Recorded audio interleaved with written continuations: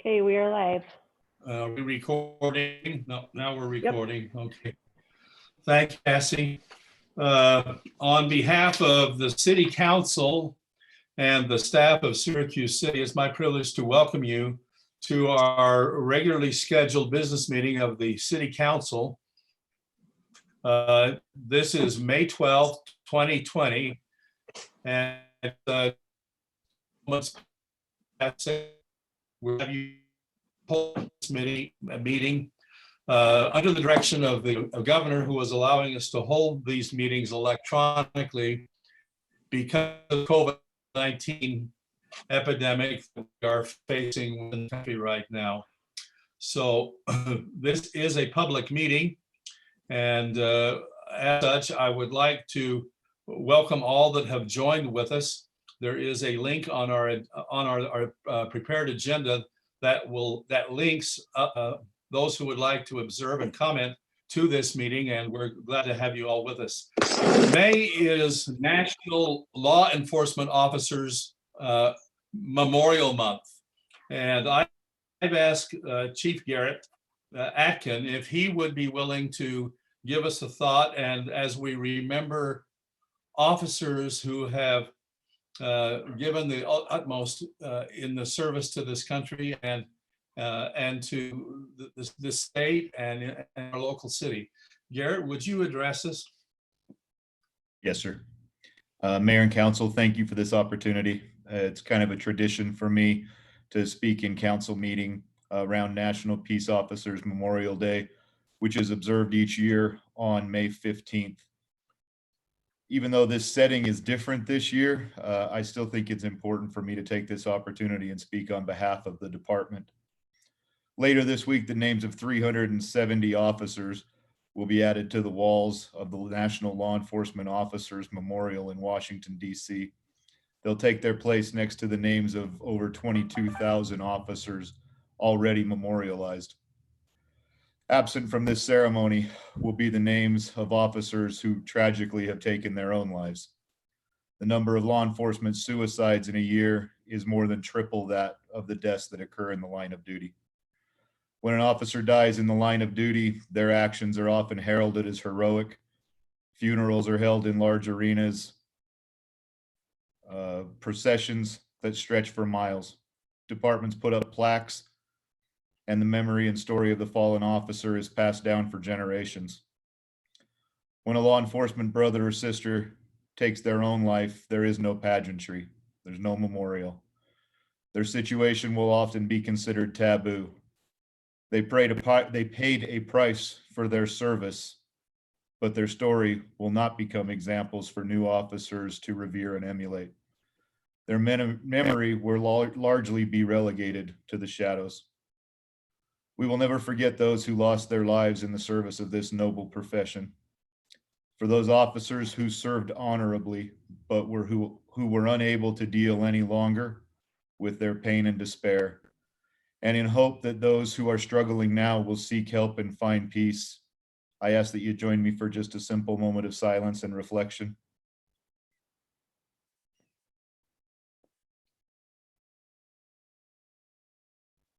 May God bless and watch over the members of the Syracuse Police Department. Amen. Thank you, Garrett. We all confer and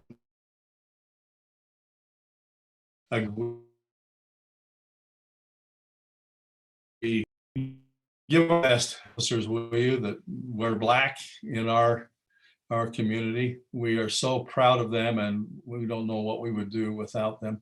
There are many times since I was elected that my concern has been public safety, and I know that to a man and a woman within your department, they all walk out that door with deep devotion to the city. So thank you. Cassie, can you project an American flag for us? And if you'll allow me, I will stand and lead us in the Pledge of Allegiance.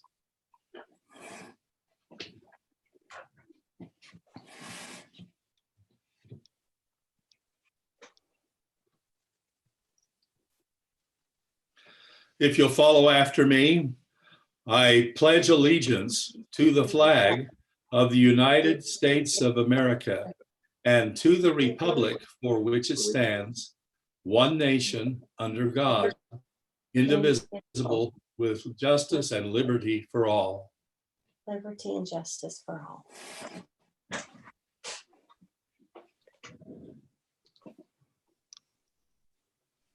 Thank you, Cassie. Council, I entertain a motion to adopt the agenda that is before us. So moved. I have a motion by Dave. Do I have a second? I'll second it. Seconded by Corinne. Any discussion, council? All in favor? Aye. Any opposed?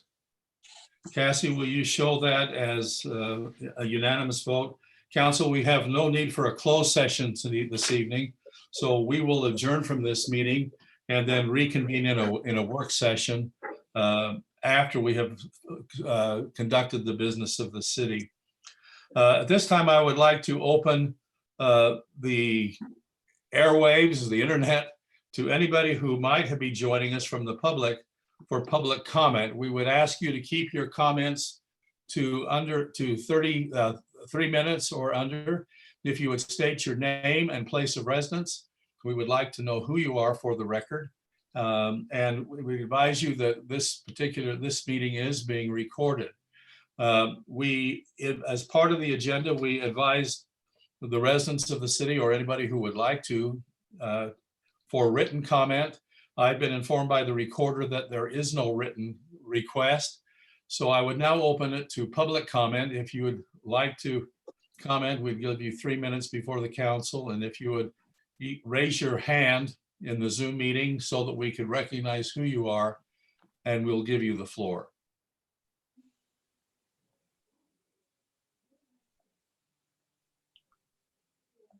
Seeing no hands raised, I'll close public comment at this time. We will. Mayor?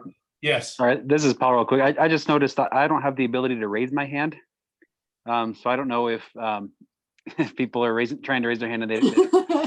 Oh, that's because you're a co-host. Oh, okay. Hosts don't have hands. We have control. Okay, just wanted to be sure. Thanks. Yeah. Okay, seeing or hearing none, I'll close public comment.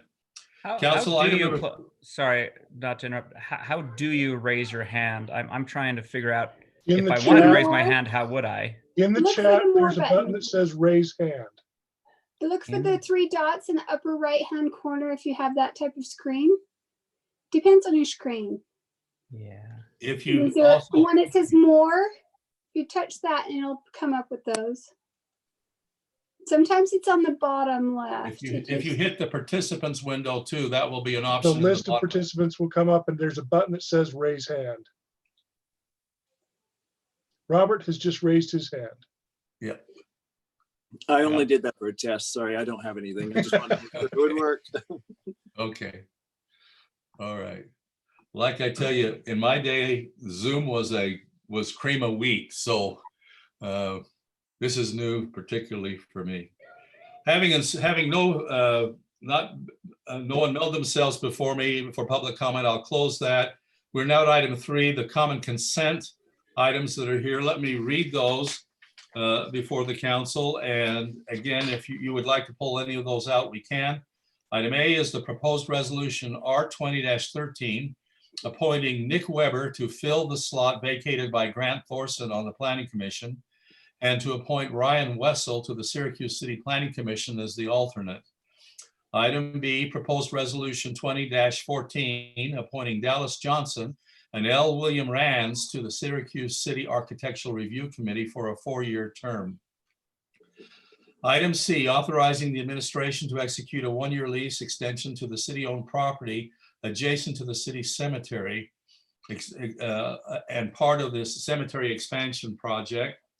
Item D, authorizing the administration to award contracts for Founders Park pickleball court projects.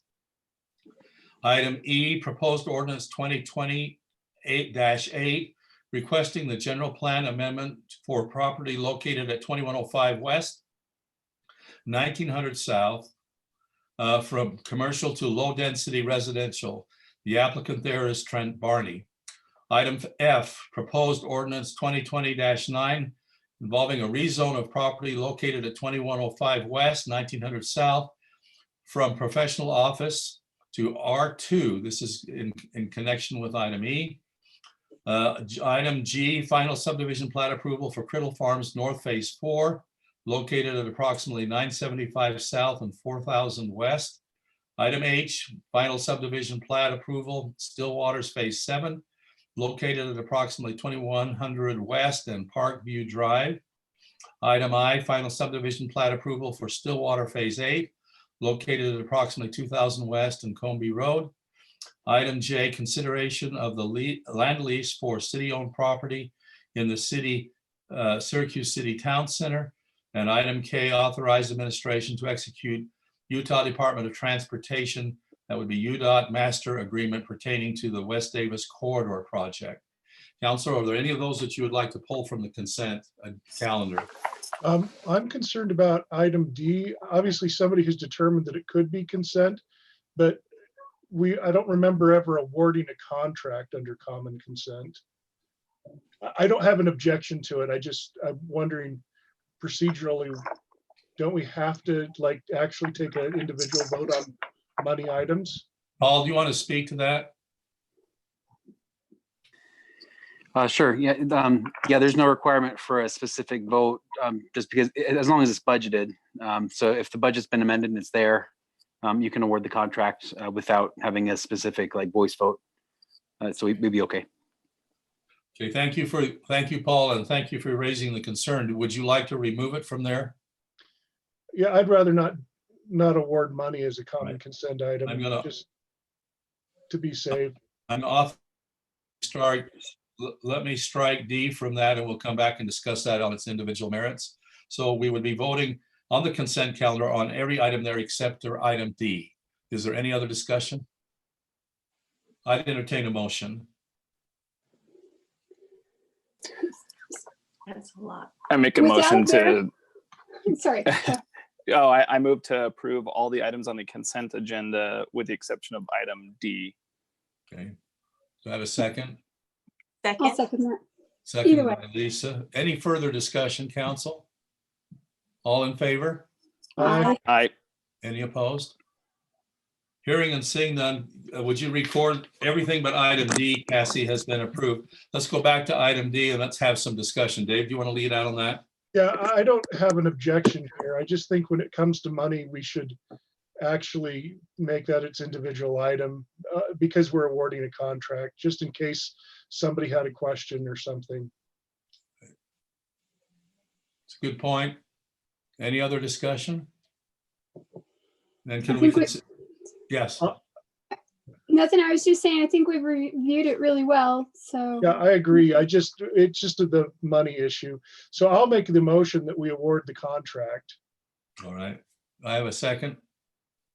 I'll second that. Second by Jordan. Any other discussion? The only thing I would add is just for the record, since we did pull it out, we ought to at least give it some discussion, in that we did receive 4 different bids.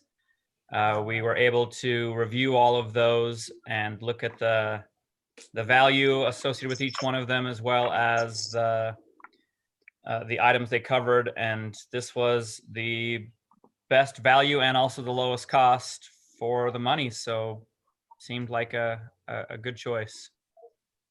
And I think I'd like to add to that too, is seeing that right now parks and recreation, because of the COVID virus, our use of those parks right now is diminished.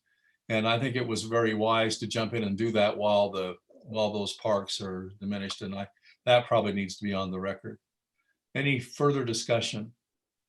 No. May I have a vote? All in favor? Aye. Aye. Aye. Any opposed? Cassie, would you record that as unanimous? We're at item 4, council, the approval of minutes. We have minutes from March 10th, 2020 work session, March 31st. Boy, this seems like a year and a half ago. March 31st, 2020 work session, March 31st, 2020 special redevelopment agent, RDA meeting, redevelopment agency, April 14th, 2020, the regular business meeting, April 14th, a special municipal building authority, MBA meeting, and on April 14th, 2020, the work session. Any discussion on those minutes? Nope. Hearing and seeing that, I take a motion. So moved. Corinne has moved. Do I have a second? Second, Seconded by Lisa. Any further discussion? All in favor? Aye. Any opposed? Cassie, the minutes stand approved. Thank you for those minutes. I really appreciate it. We're at item 5, proposed ordinance 2020-10, amending Syracuse City Code section 1030.020 pertaining to the accessory dwelling units. Noah, can you lead us into this?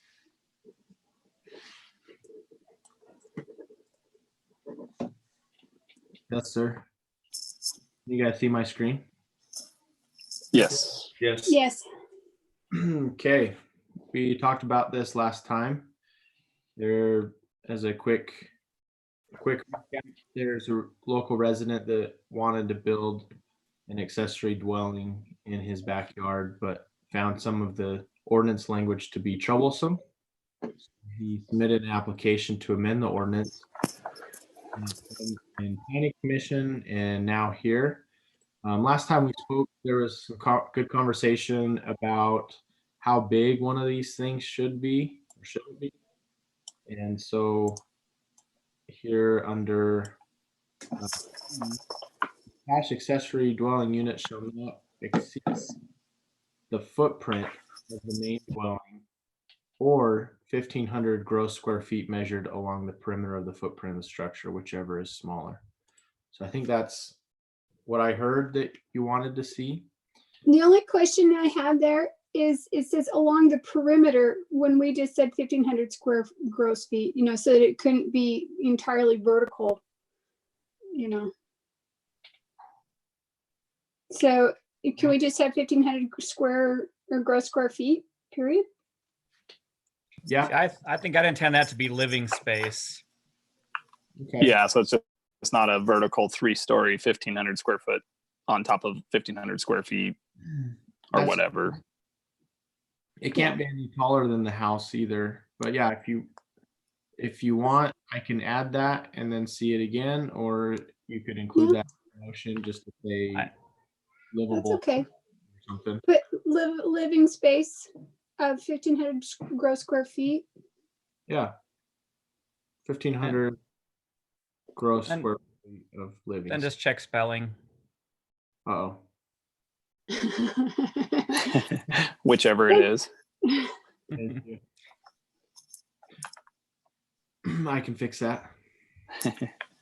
The codifiers are actually really good at that too.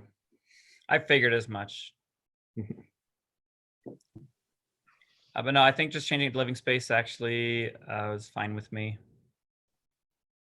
'Cause I'm okay if they put some type of little garage on it, and that doesn't need to count as part of the Right,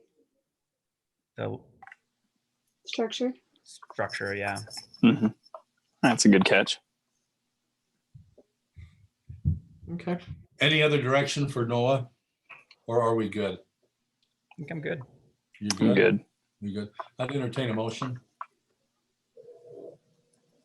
Hang on. To go Hey, back Ro- to the, go let's ahead. go. One other thing I was just gonna say, and I don't know if it matters, Noah, but when we struck out the method of creation statement under section 22, it kind of references regardless of the method of creation. Does that matter? We didn't, let's see under where at. I mean, So you struck out 14, kind of delineating the methods of creation. And then 14, it just says the business or the building permit is required regardless of the method of creation. I just didn't know if, no, they'll still need to get a building permit. okay. That works. Lisa, do you have any concerns with this? I've asked you to lead out here. No, You- looks like we've already discussed it, and we had talked about this last time. We Okay. kind of went over the 1,500 a lot. So sorry, I'm just trying to pull up all of the information on my other computer, and it's it's hard once it's downloaded, it buggers everything up. But no, I think that's great to put a little bit more stipulation about if they can go up high or if just it's the perimeter. So I think it's done its job. I know that in the last work session, you labored over this. So most of this, we were just looking at corrections that were suggested then. Are we at a point where I could accept the motion? I make the motion that we accept proposed ordinance 2020-10. Second? Well, with the modification of the text of the living space. Are you okay with that as a friendly amendment? With the modification. All right. I have a first. Do I have a second? Second. Thank you, Jordan. Any further discussion, council? All in favor? Hi. Aye. Any opposed? Thank you. Cassie, would you record that as unanimous? Steve, are you going to do fiscal year? Tentative budget? Yeah. Okay. A brief synopsis, and then we'll just jump right into any questions you may have. So with the 2021 budget proposal, there's a proposal for 3 new firefighters going to full-time from a part-time status. There's also 2 seasonals moving to a part-time status in public works. There's also a benchmark adjustment for the police in the budget. With that being said, with RC Willie leaving and AccuColor leaving and a couple other things, it left us with a shortfall of about $438,000, which equivalent to about a 17% tax increase, which is built into this budget proposal. On the utility rate side, there's an increase of 70 cents per user per month to pay for water fees, increased cost of water, I should say, and for garbage hauling changes. Those are the three changes there. Also in this budget, we have in our capital plan a park maintenance facility, the Founders Park improvements we just talked about, because those will spill over into the new fiscal year. And a total of $7.6 million in capital projects. That's basically a very high level view. That's where I'm going to leave it, and we'll go from there with questions. Corinne, you want to lead us out in the discussion? And Sure. I mean, we've obviously went over this really in depth when we had our budget meeting. I just have one question I need to throw out there, and I'm a little nervous about doing this, but that's okay. In regards to the illumination event, they're a little short on their funds to pay for fireworks. So I was possibly requesting that we consider taking possibly a little bit of holdover money from our Heritage Days / I don't know if we're still doing the photo contest or birdhouse, any of those items possibly, and a small amount to help them out with that. We're talking about $1,500. It's just a throw out there. I know that this is a tight year, so I understand, but there are possibly some helps. Corinne, what other member cities are part of the coalition, and has Right. that been? Yeah, right now we have West Point and Clinton, or sorry, not Clinton, West Point and Clearfield. And as far as what we've heard positive from them that they're willing to help out as well. I don't know if the mayor's had a chance to speak with, we were trying to get Sunset and Clinton to join CTC, and so they're a little bit late on the game and in the discussion of this, but the event's been withheld until September anyway. So this would need to be in the next fiscal year one way or another. So I guess for me, where I'm asking for additional tax money to make ends meet, I Understand. can't see how I could, with good conscience, support this at this time.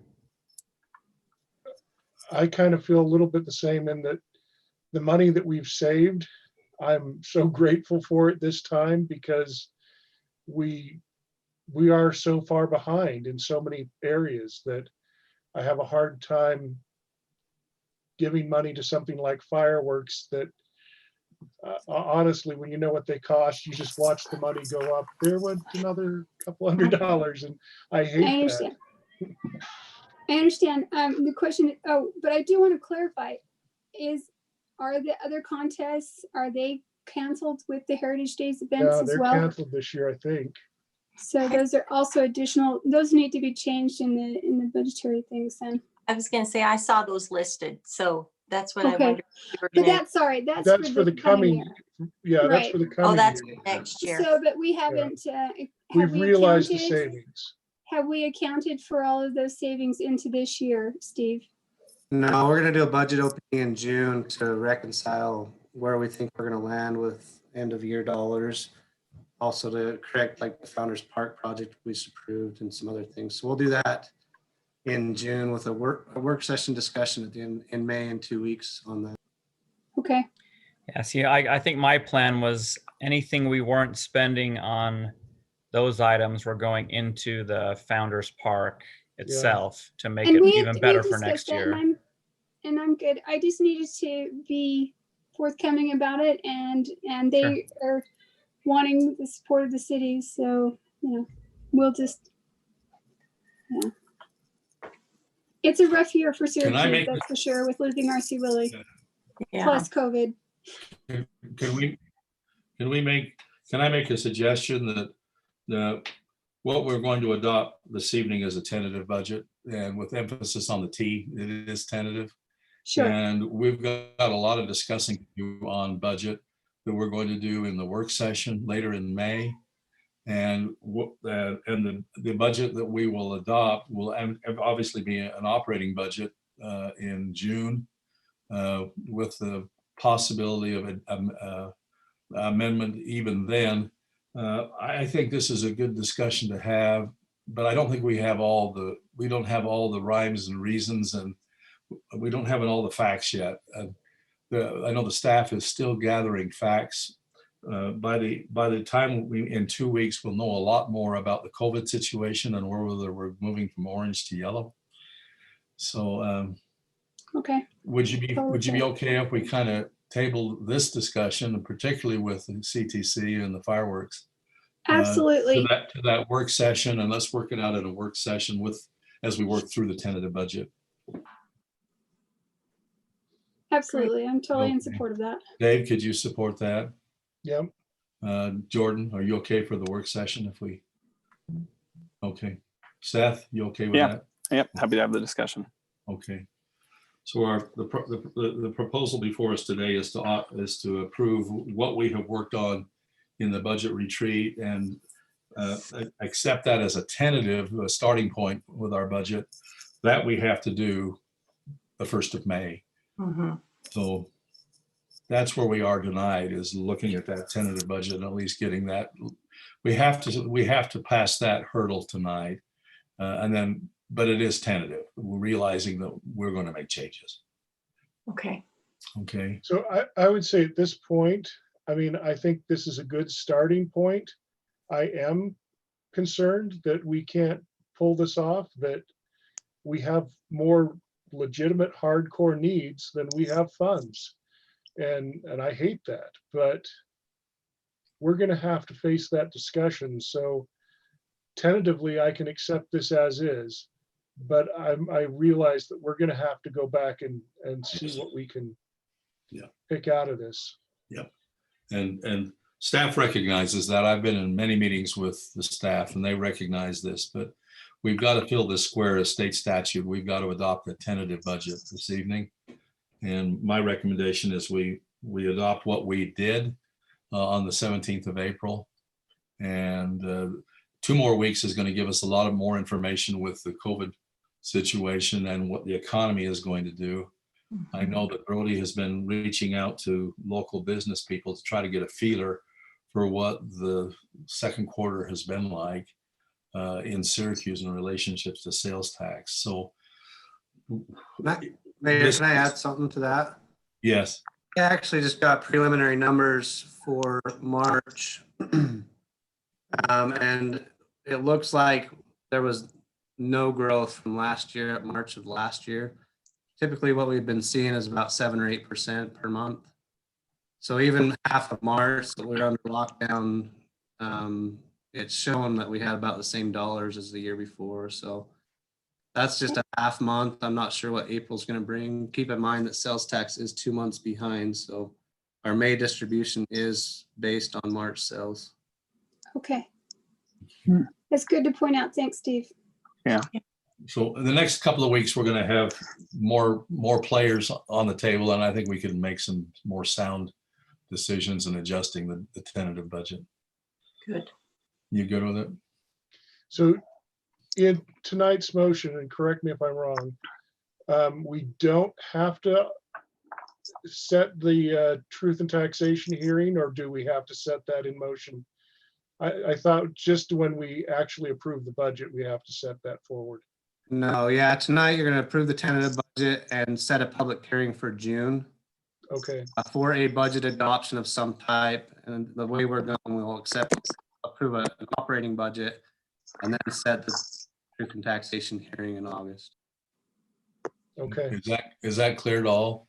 Yes. Okay. Can I encourage a motion from somebody then? Let's get this tentative adjustment budget I approved. make a motion that we set this as our baseline tentative budget. Okay, thank you, Dave. Do I have a second? Second.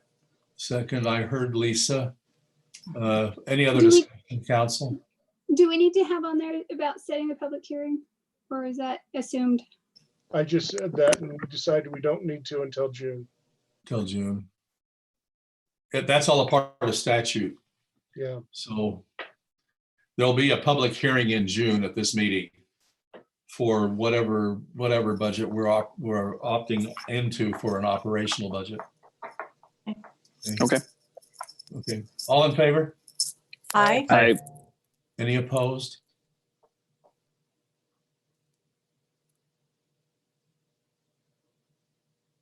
Is unanimous. Are you doing the surplus? Mhm. Steve, are you with us? I am, you kind of cut out there. I am not doing the surplus. I don't know who Brody wants to handle that. Brody, you doing that? Yeah, actually Cassie was gonna go through that. Okay, Cassie. Sorry, I just couldn't Hot get potato. I couldn't get it to unmute. Sorry.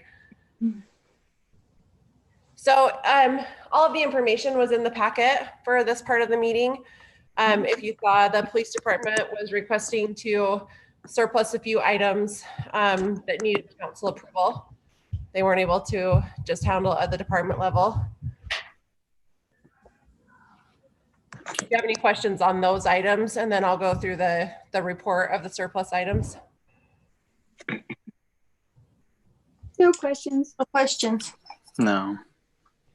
Okay. And then you'll remember that last summer, the city council adopted a policy allowing department heads to dispose of property based on value or other determining factors. And the policy required that we provide a report of items that have been disposed of that didn't require city council approval. And so this item is a report from the police department and the fire department for items that they have disposed of that didn't require that approval. They were attached as separate documents. If you have any questions about those, I would probably defer to Chief Atkin and Chief Byington. No. Anything from your chiefs? I don't have anything, sir. Okay. Chief Byington, do you have anything? I don't. Okay. Dave, do you want to lead us out on this one? Sure. I'll note that I really loved the part that said, no one in the department seems to know where we got these. Or if we ever paid anything for it. Right. I understand that things become obsolete, things become unusable. And so I think it all looks appropriate for disposal. Okay. Most of this has had a good life. Anyone else have anything, any concerns? No. Hearing and seeing none, I'd entertain a I motion. just have the question though, what do we use pedal carts for? Because it says we've replaced them. I'm just wondering if that's To something teach that we, kids about drunk driving. oh, Oh, okay. with the beer goggles. Yeah, The Okay. DARE officers and Okay. SROs use those in the I school. thought, did the officers take a break on their lunchtime and just, We want to teach young drivers what the effects of being impaired are. My okay, kids loved that activity.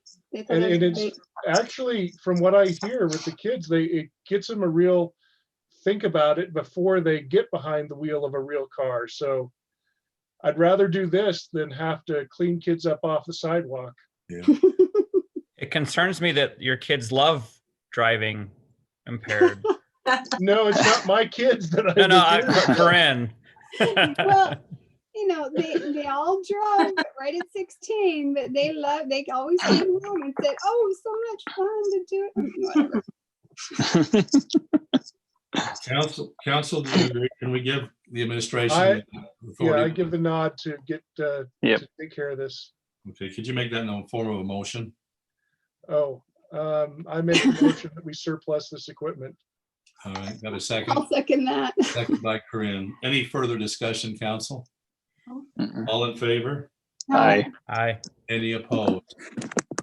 Okay, Cassie, would you record that as unanimous?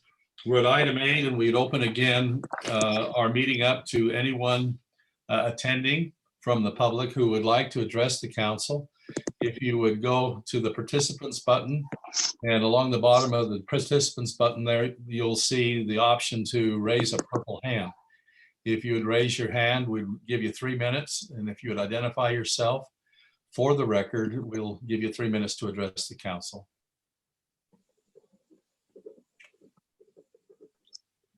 Cassie, I don't see any, do you? No, I don't. Okay, seeing none, I will close that. Council, can I get your reports? And I'm going to just go by the way I see you in the screen. Jordan, you're to my immediate left. Do you have anything for the council to share? I do not. It's been pretty slow, and I want to wish a fond farewell to Syracuse Elementary's principal, who is leaving at the end of this year. But other than that, no. Where's she everything for going? me. She is going on an LDS mission to Peru. Oh, great place. great. At least two of my boys say so. Yeah, she leaves this fall, and so this is she is, I guess, retiring, and we'll be getting a new. Heck We're gonna of a be. out. What's that? That's a heck of a way to go out when you're retiring to just. Yes. And so we are getting a new principal who will be coming from, I believe, Lincoln Elementary, which I think is where she came from as well. Right up the road in Layton. I think they adjusted it. Didn't they say Layton Elementary? Oh, maybe so. I didn't see the update. Yeah, I don't know. I'm not sure. Can I offer a little color to that change? She is married to my best friend, who was dating my wife and seriously dating my wife when he went on a mission 18 months after I did. And I came home 18 months before he did. And I cut his grass while he was gone. And we've been friends forever. That's You great. snooze, you Dave, lose. you're my next window. Have you got anything?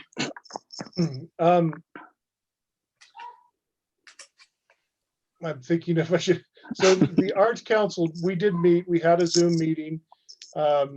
They're still hanging on to hope that we're going to find a facility to do a summer musical. We have not found a venue that is decided that they will be open yet this summer, and which is not surprising to most of us. So I can just report that that's still a consideration. There are a list of projects that have been going forward. I can tell you that the sewer district has done pipelinings expeditiously with less traffic. So they've been able to get more work done this year than in years past, which is great. The other thing is, just in meeting with people this last month, I have come across several economic opportunities for the city that I have briefed staff just on the overview of what I have, and I'm really excited for the time that they become real enough that we can share them with the public. Thank you, Dave. Seth, you're next in line. I was just going to mention that for individuals that have children in some of our newer developments, some of our schools, Cook, obviously the one that I work with as a liaison, has reached out to say that under the conditions of the pandemic, it's a little bit difficult to get information out in these new developments to inform parents of the district that they belong in or the schools that they belong in. So I would encourage parents to, in specifically the Woodside homes, it's a far stretch from Cook Elementary, but a good portion of them belong to Cook Elementary, and they should look forward to some flyers coming out. I believe it's this Friday, informing them of registration. And so everything's kind of changing in light of the pandemic. I've also just grateful for everybody getting to work so quickly around the city. I've had a lot of feedback about all the construction where we have going on right now. And I said that's a blessing right now that we're able to get so much done and that it's not impacting as many people's lives currently. And so super grateful for everything that's going on and all the changes we're seeing right now. Thank you, Seth. Lisa? So I've been doing quite a bit of connecting with the CTC, and one of the main things we just did, Jordan saw me setting up the signs in the foyer the other day, but if you go into our City Hall or Clearfield City Hall, you can see our support for the graduates of 2020. We just want anyone and everyone to take a sign and a stake and put it in your yard. We have 1,000 between the two cities. And we Are they there now? Yes, they're there now. Oh, so, okay. I didn't think they were arriving until Friday. Okay. Yep, they came early. So we've got them out, and I've posted on Facebook. So you can either go on to, we have an events page and a flyer that we've made up that you can either link to that or just show a picture of the sign and say, go get them. We're just asking that they be returned the first week of June. We have a little sign up sheet that they can write their cell number so we can send out a reminder to return them. Excuse me. Well, we hate to have them just sit there. So don't feel at all like it, like if everybody wouldn't mind sharing it on social media and let people know and tell them to tag their friends, or it doesn't need to be just a graduate. It's just anybody in the city of Clearfield or Syracuse who have kids going to these schools that want to support our graduates. So that's the main thing we've been working on. We just got that up and running this weekend. The signs, we have a couple of big banners, one that will go in Syracuse in front of our City Hall and one in front of Clearfield. Also, I've been meeting with the mayor on some things with our youth council, connecting to the CTC and having a stronger direction to go with in that organization. I've also been in contact with the principals for Clearfield and Syracuse to connect them with our youth programs and the support in the illumination event and things like that. So I think we're seeing a lot of progress with just connecting all of the different organizations that can help our families and our community and to help our youth be really resilient, especially in these times. And so I do know we have a lot of construction, and I happen to be driving down the road, and a citizen had to stop and was angry towards the workers.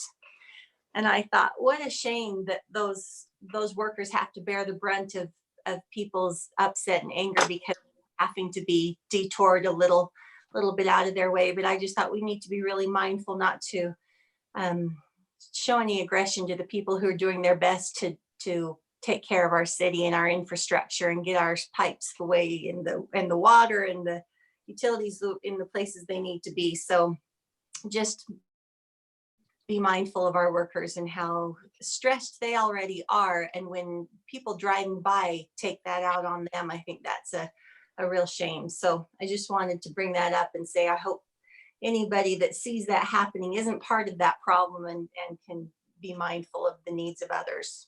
And that's it. As we say in local government, no good deed goes unpunished. Yep.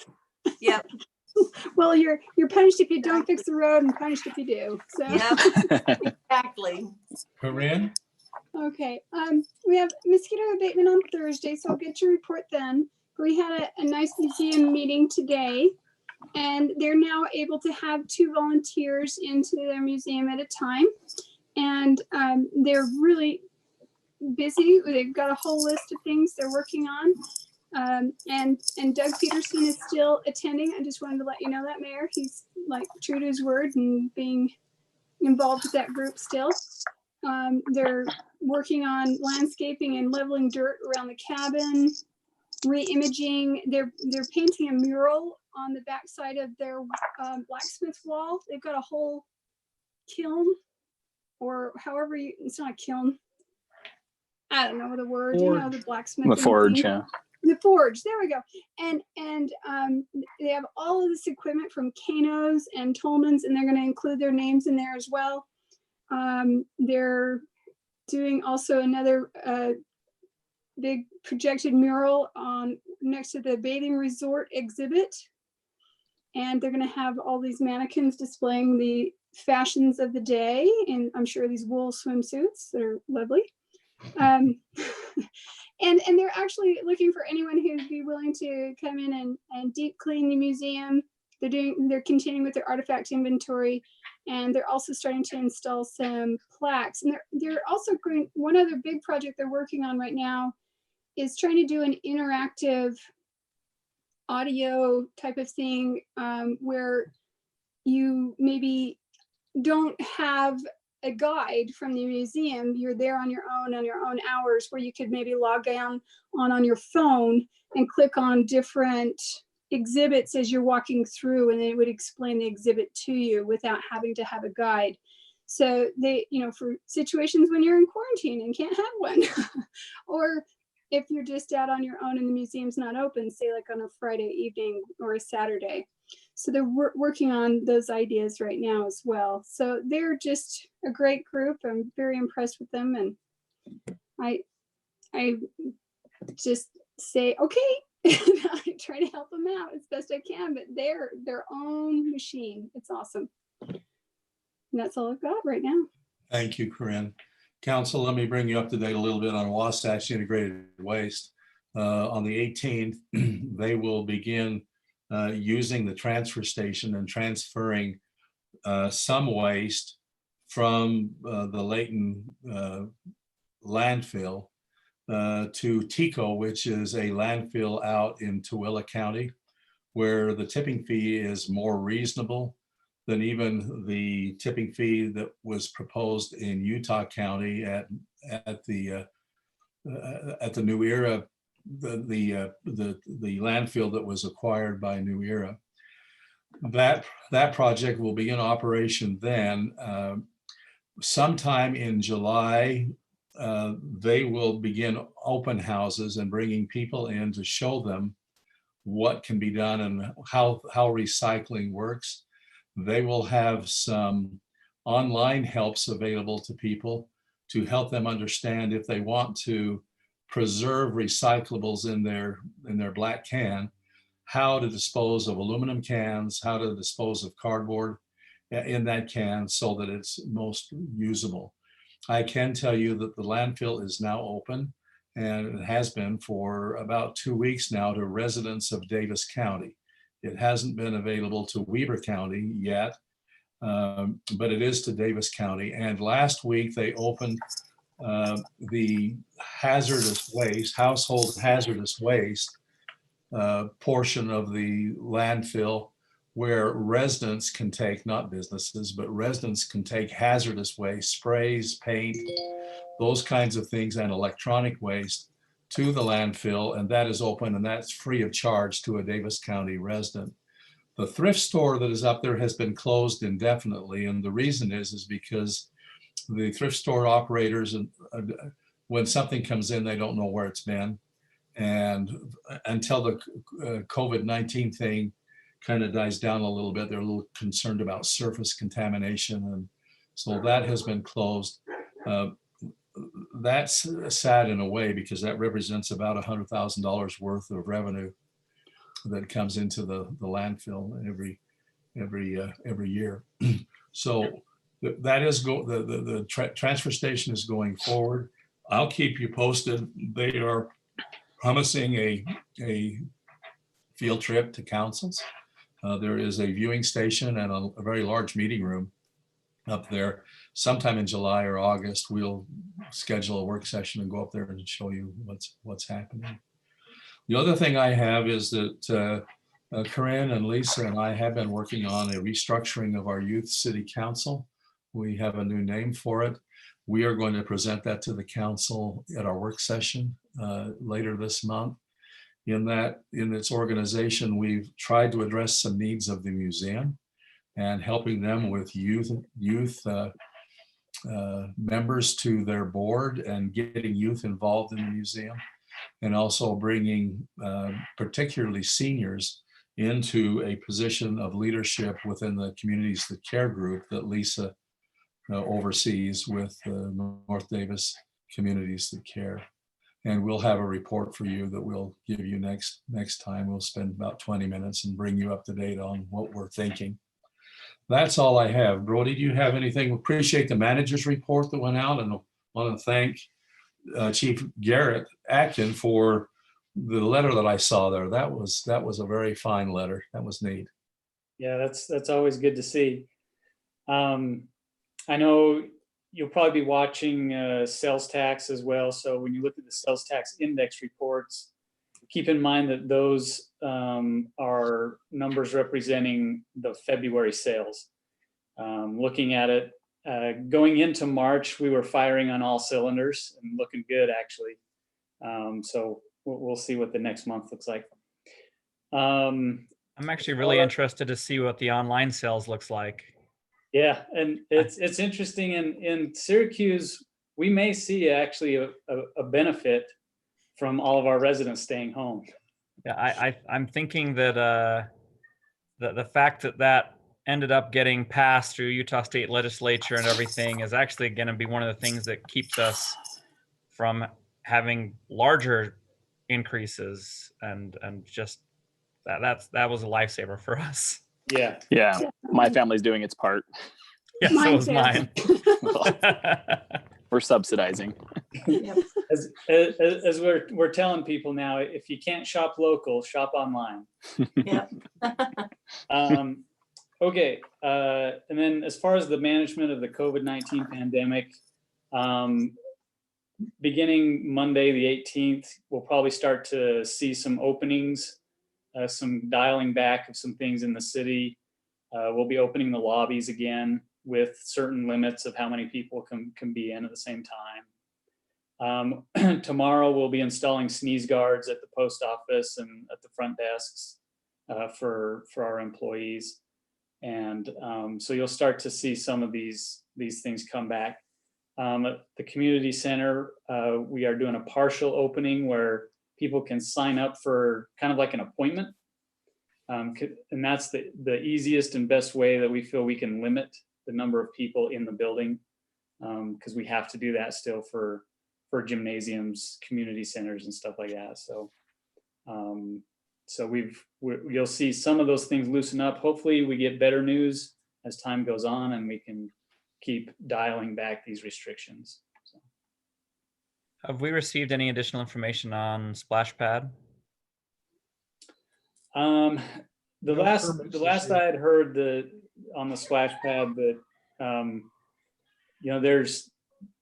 they're kind of treating them like playgrounds. I don't know if you have anything specific you've received, Cresta, from the health department, but they've indicated you can limit the number, but it's really difficult in our Splash Pad to limit the number without having people there to monitor and count and that sort of thing.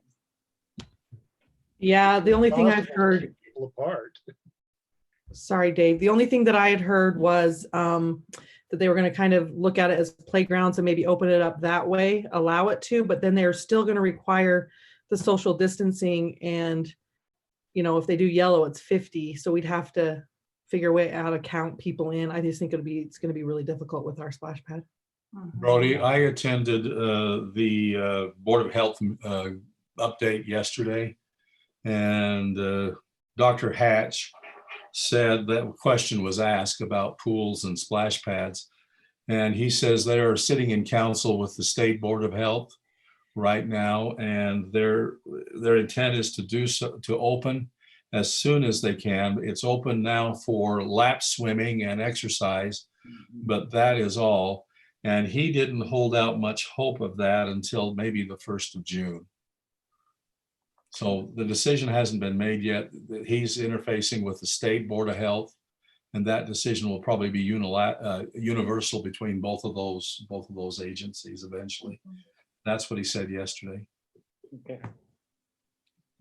Other than that, thanks for the report, and I'm excited to hear about some of these pre-applications. Yeah. Well, council, we've Hey, come. Mayor, real Yes. quick. Speaking of quarantine, I forgot to mention that if anyone would like to send an email to Annie Balmer at the museum of how this quarantine has affected your life, they are going to compile those stories, and they really would like some pictures showing kind of those changes that have made in your life.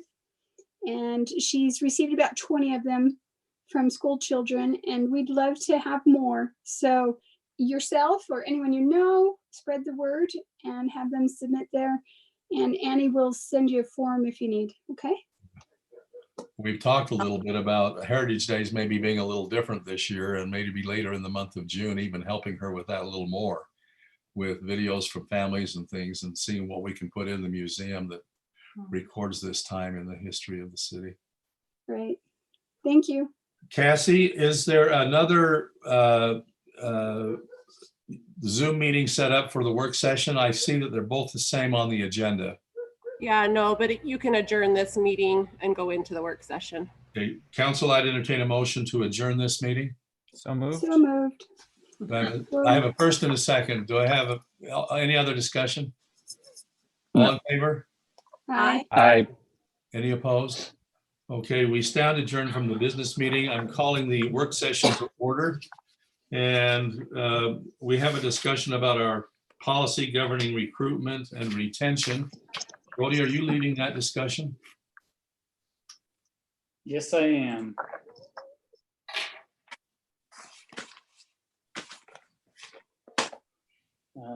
Okay. Hopefully everybody can see that. Kind of small. It's okay. Glasses work.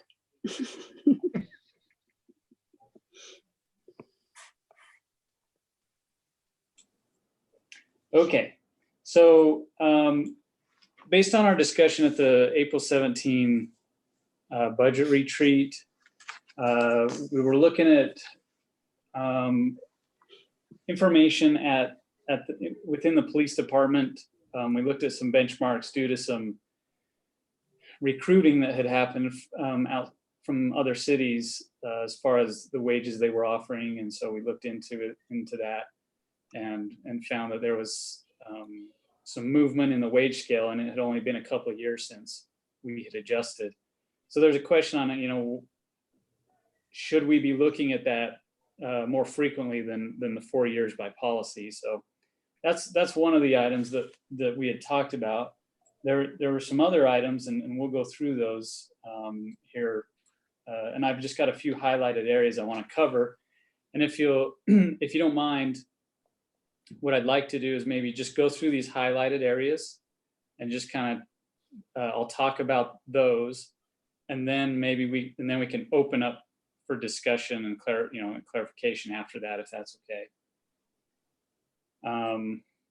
So this first part is just a reminder why we even have this, okay? We're trying to attract the best talent possible with the resources that the city has available. And retain that talent.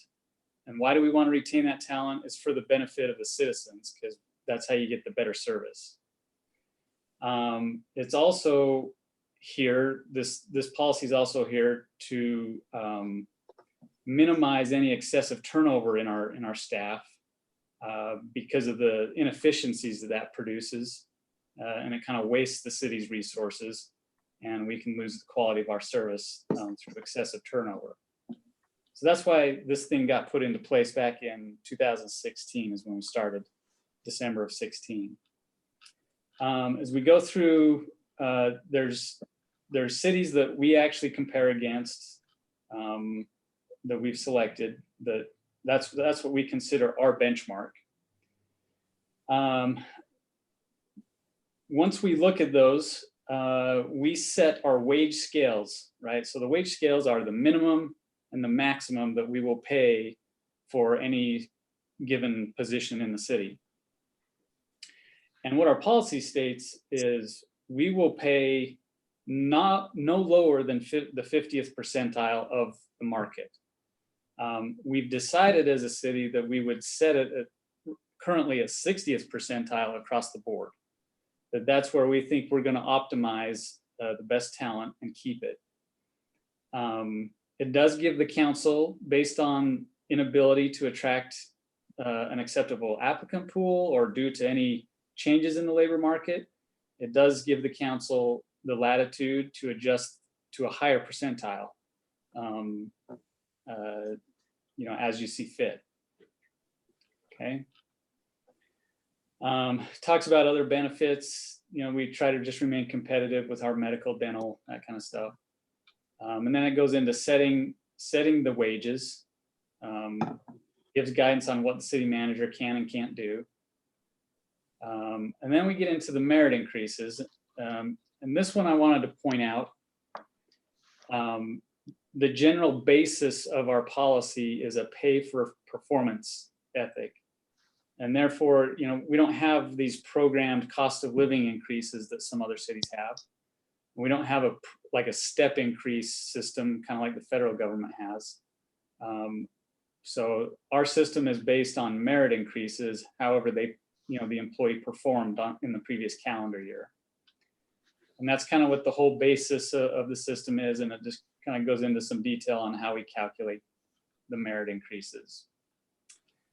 One of the items that we've discussed previously is what happens when an employee is eligible for an advancement. So there's advancements and promotions, just as a reminder.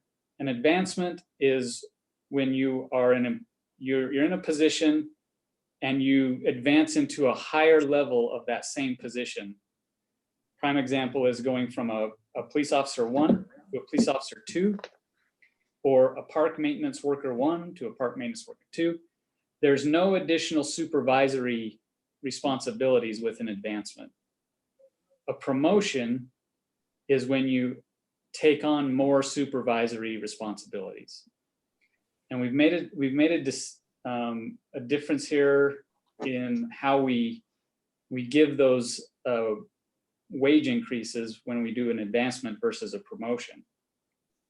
So for example, in an advancement, when an employee advances, they automatically go to the bottom of that higher position wage scale, or a 5% increase, whichever is greater.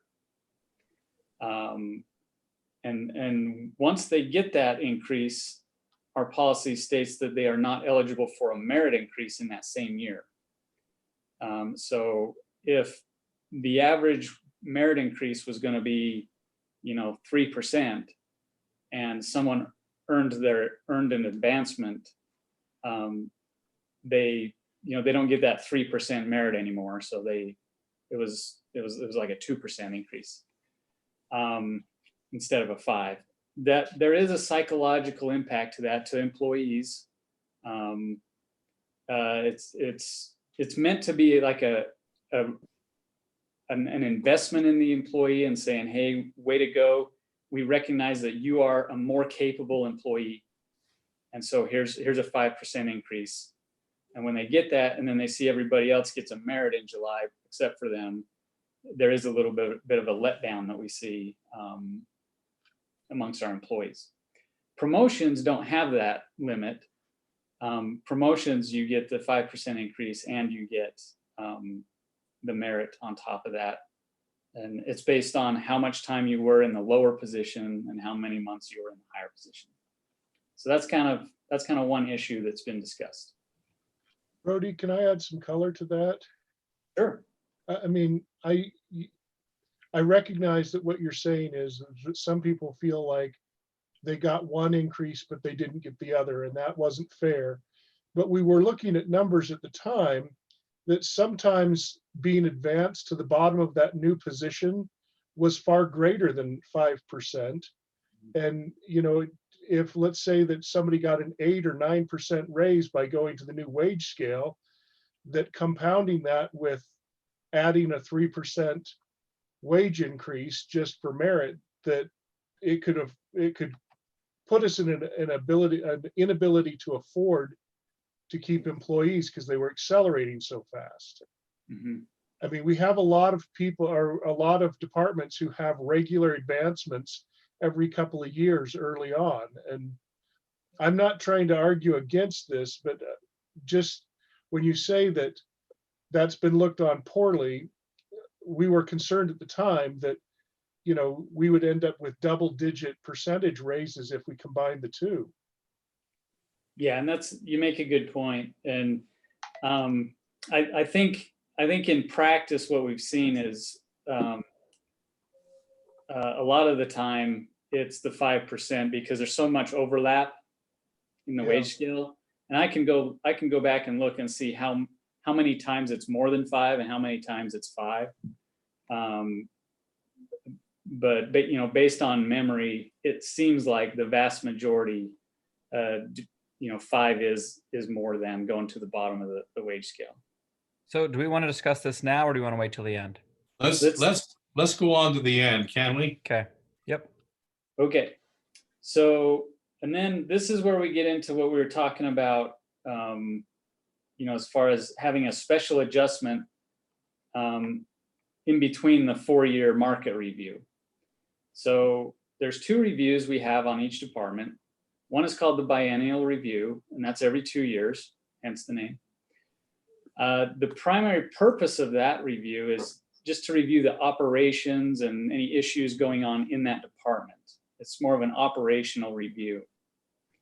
The policy does allow here in that last sentence, it does allow the council to make any special adjustments that, you know, the administration feels is needed, or any wage abnormalities that have happened. So there is room in there to do stuff in the biennial review. The quadrennial review, which is every 4 years, is when we do the formal benchmarking analysis and readjust the wage scales based on the market. So the purpose of the market review is for the city to remain competitive. And that's really the whole purpose of that. As time goes on, we have to check in with the market and make sure we stay competitive, or else everything else in the policy sort of becomes moot.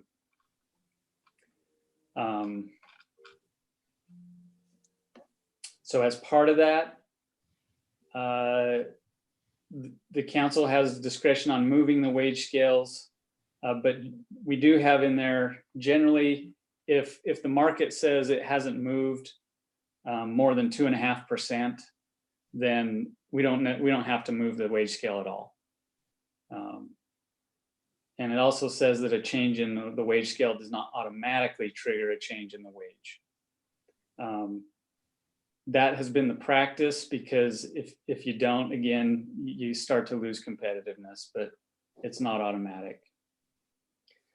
And then one issue that we've seen just in practice over the last 4 years, the bottom of paragraph 4 here, it says, unless the city council approves, an employee's wages will not be adjusted due to the market review if that employee has been hired within the previous 24 months.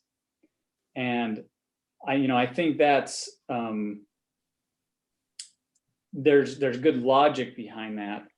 In practice, what ends up happening is, someone gets hired right before the benchmark review, and then we adjust the wage scale, and then we hire new employees after that.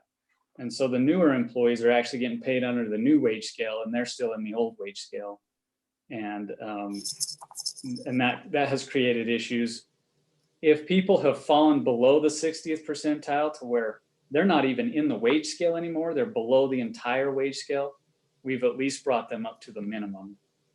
And we've discussed that in previous meetings, but that's an issue that we've found in practice. So yeah, and then in the memo, there are a couple of things that actually aren't in the policy that I think still needed to be looked at. First of all, let me go here.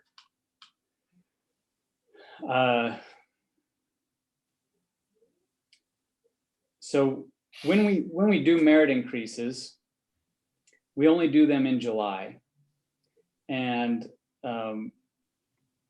due to the budgetary cycle versus the calendar year, there's some strange things that happen. So for example, someone gets hired in February, and we've been given direction when this policy was adopted. We were given direction that the employee would only get their merit after they've completed a full year of service with the city. And the logic behind that is, you know, we have them sort of earn, you know, show their loyalty to the city, and then we will pay not only their full year merit, but their prorated partial year of that first partial year that they worked. So they kind of get more of their merit later. So what happens here though in practice, so someone gets hired in February, we'll say, they won't qualify for the July 2020 merit increase, right? Because they only have, you know, the 5 months of service. Their annual evaluation is based on the 11 months that they worked in 2020. Because evaluations are based on the calendar year. And since they didn't work a full year in 2020, they're not eligible to receive a merit in July of 2021, because that's when the budget is adopted. And so they would wait till July of 2022 for their first merit increase. And yes, they would get the full year and the 11/12 of a year from that when they first got hired.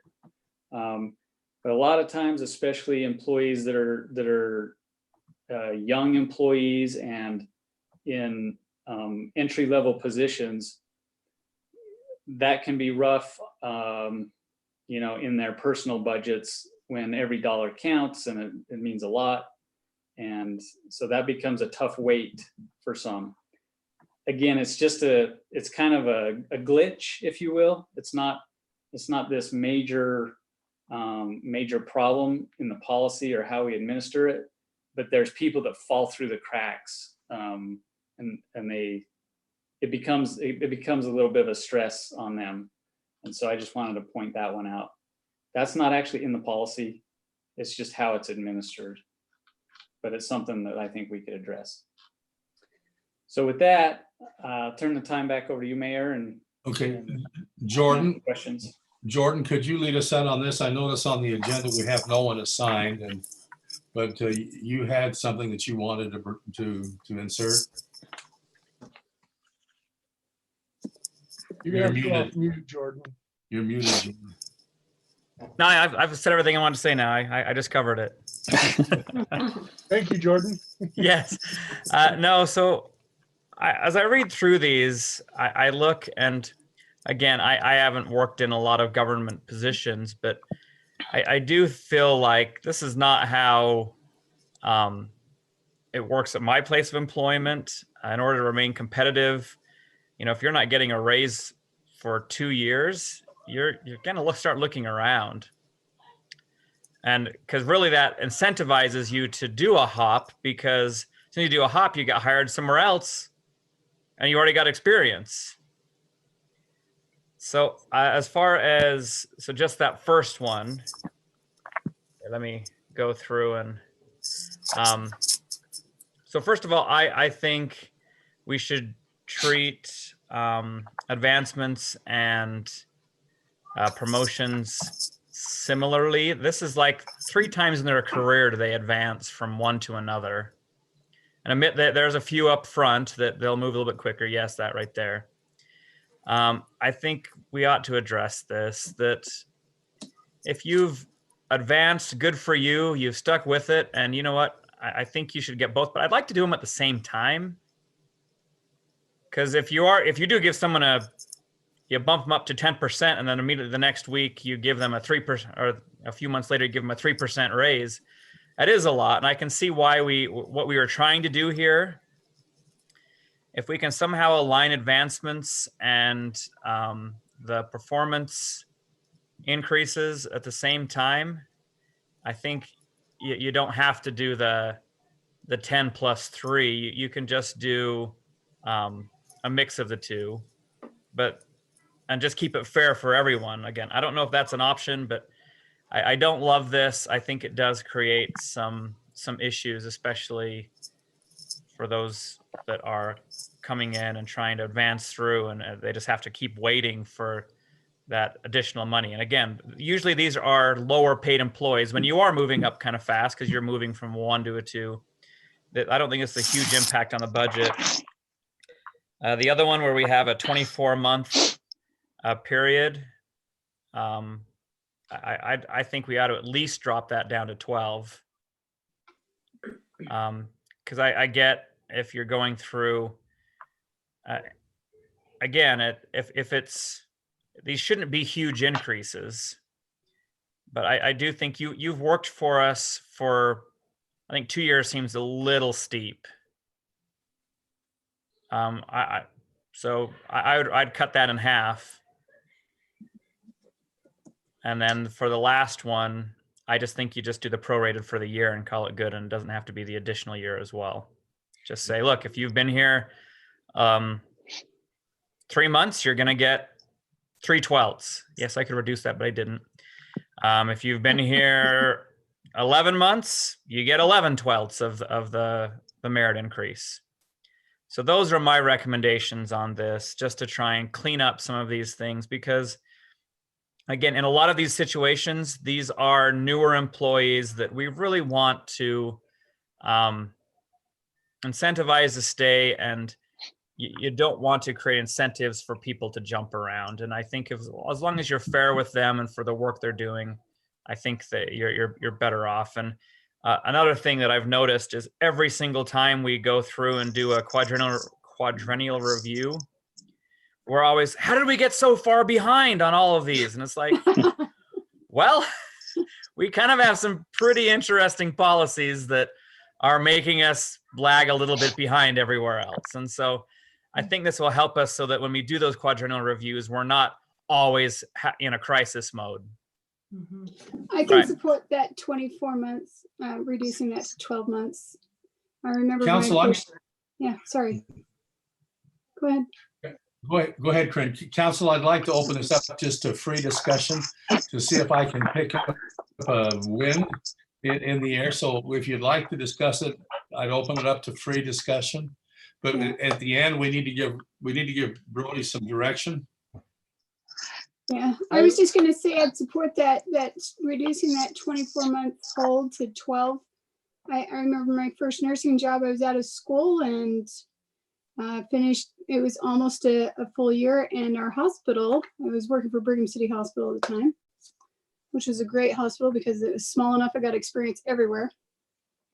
But they were bought out, and then they froze wages for another 2 years. So after 3 years of not getting a raise, I jumped. So yeah, you definitely can't hold them there that long. That's just really hard on those. And kids. with this, I don't think we need to go to 0 simply because you got hired at a wage and that was the market value, because otherwise you wouldn't have taken it. Right. So I think there does need to be some type of time where you're in there and you're working. Within 12 months, I think you knew what you were getting yourself into, but things do change, and you are more valuable after 6 months than you are at 0 months. Definitely. I think that, with regard to just this item, I don't think it's unreasonable, and this was part of the discussion last time. It was try to it was how to put this into a policy. It's not unreasonable to expect people to work for 1 year without expecting a raise. Right. Not for 1 year. The problem is that we only give raises in July. And so that's where people start to say, oh, if we're going to give raises, what happens if you've only been here for 2 months? Do you have to wait till the next full year? Now it's 1.5 years. And, you know, that's where it gets compounded. That is a little bit of a city issue in the way that we administer the policies, less than it is, because I don't think it's unreasonable to ask the city or the employee to work for a year before they get a raise.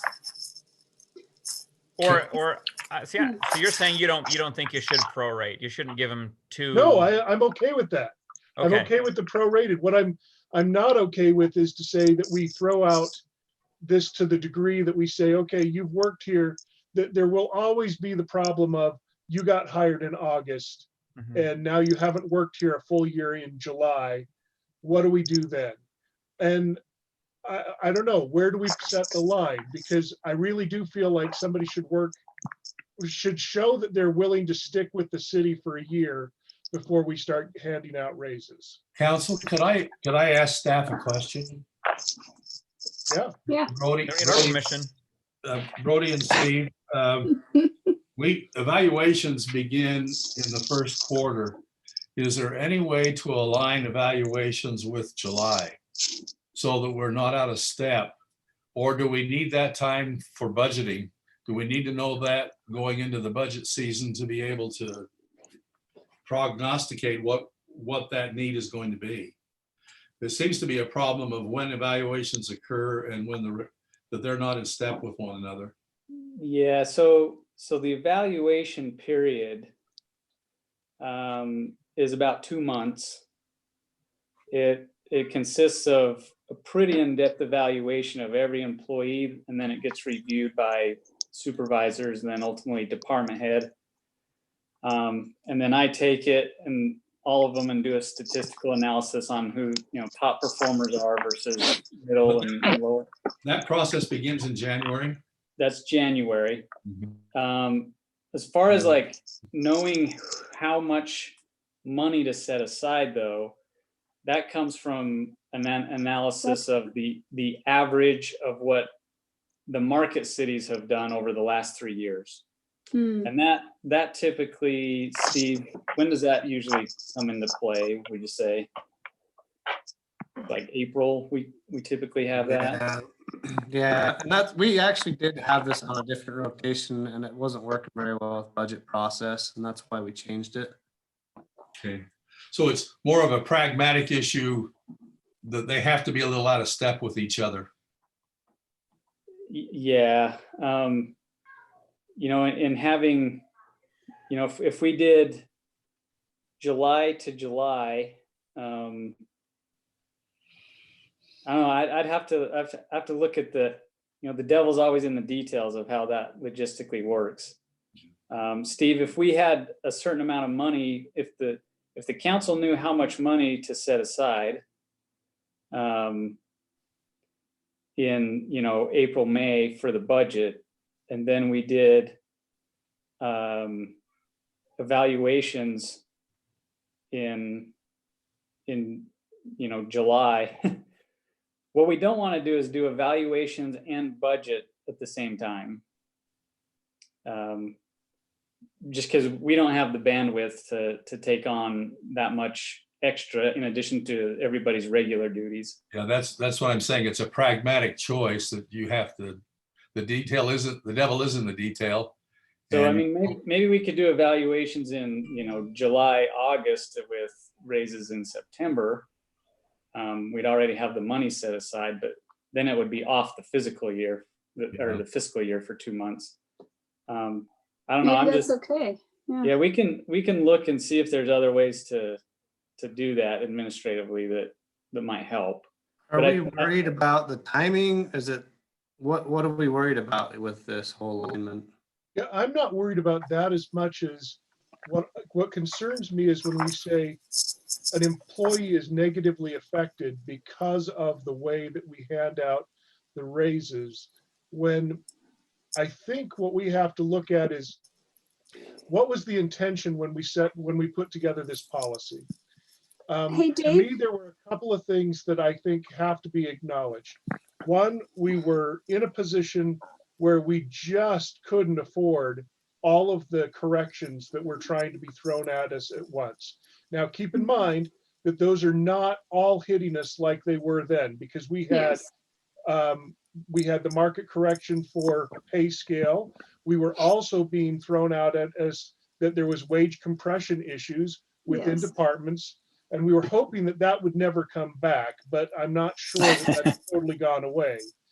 But on top of wage compression, we had the issue of what are the increases for different departments and the rates that we were giving merit increases. When we combined all of those, we were seeing hundreds and hundreds of thousands. I mean, what were it, like $300,000 in raises just to get people up to the base level. And we just couldn't afford that every year. Then we had the issue of people saying that they were being treated differently than other departments. And so we were trying to find some way to generalize this.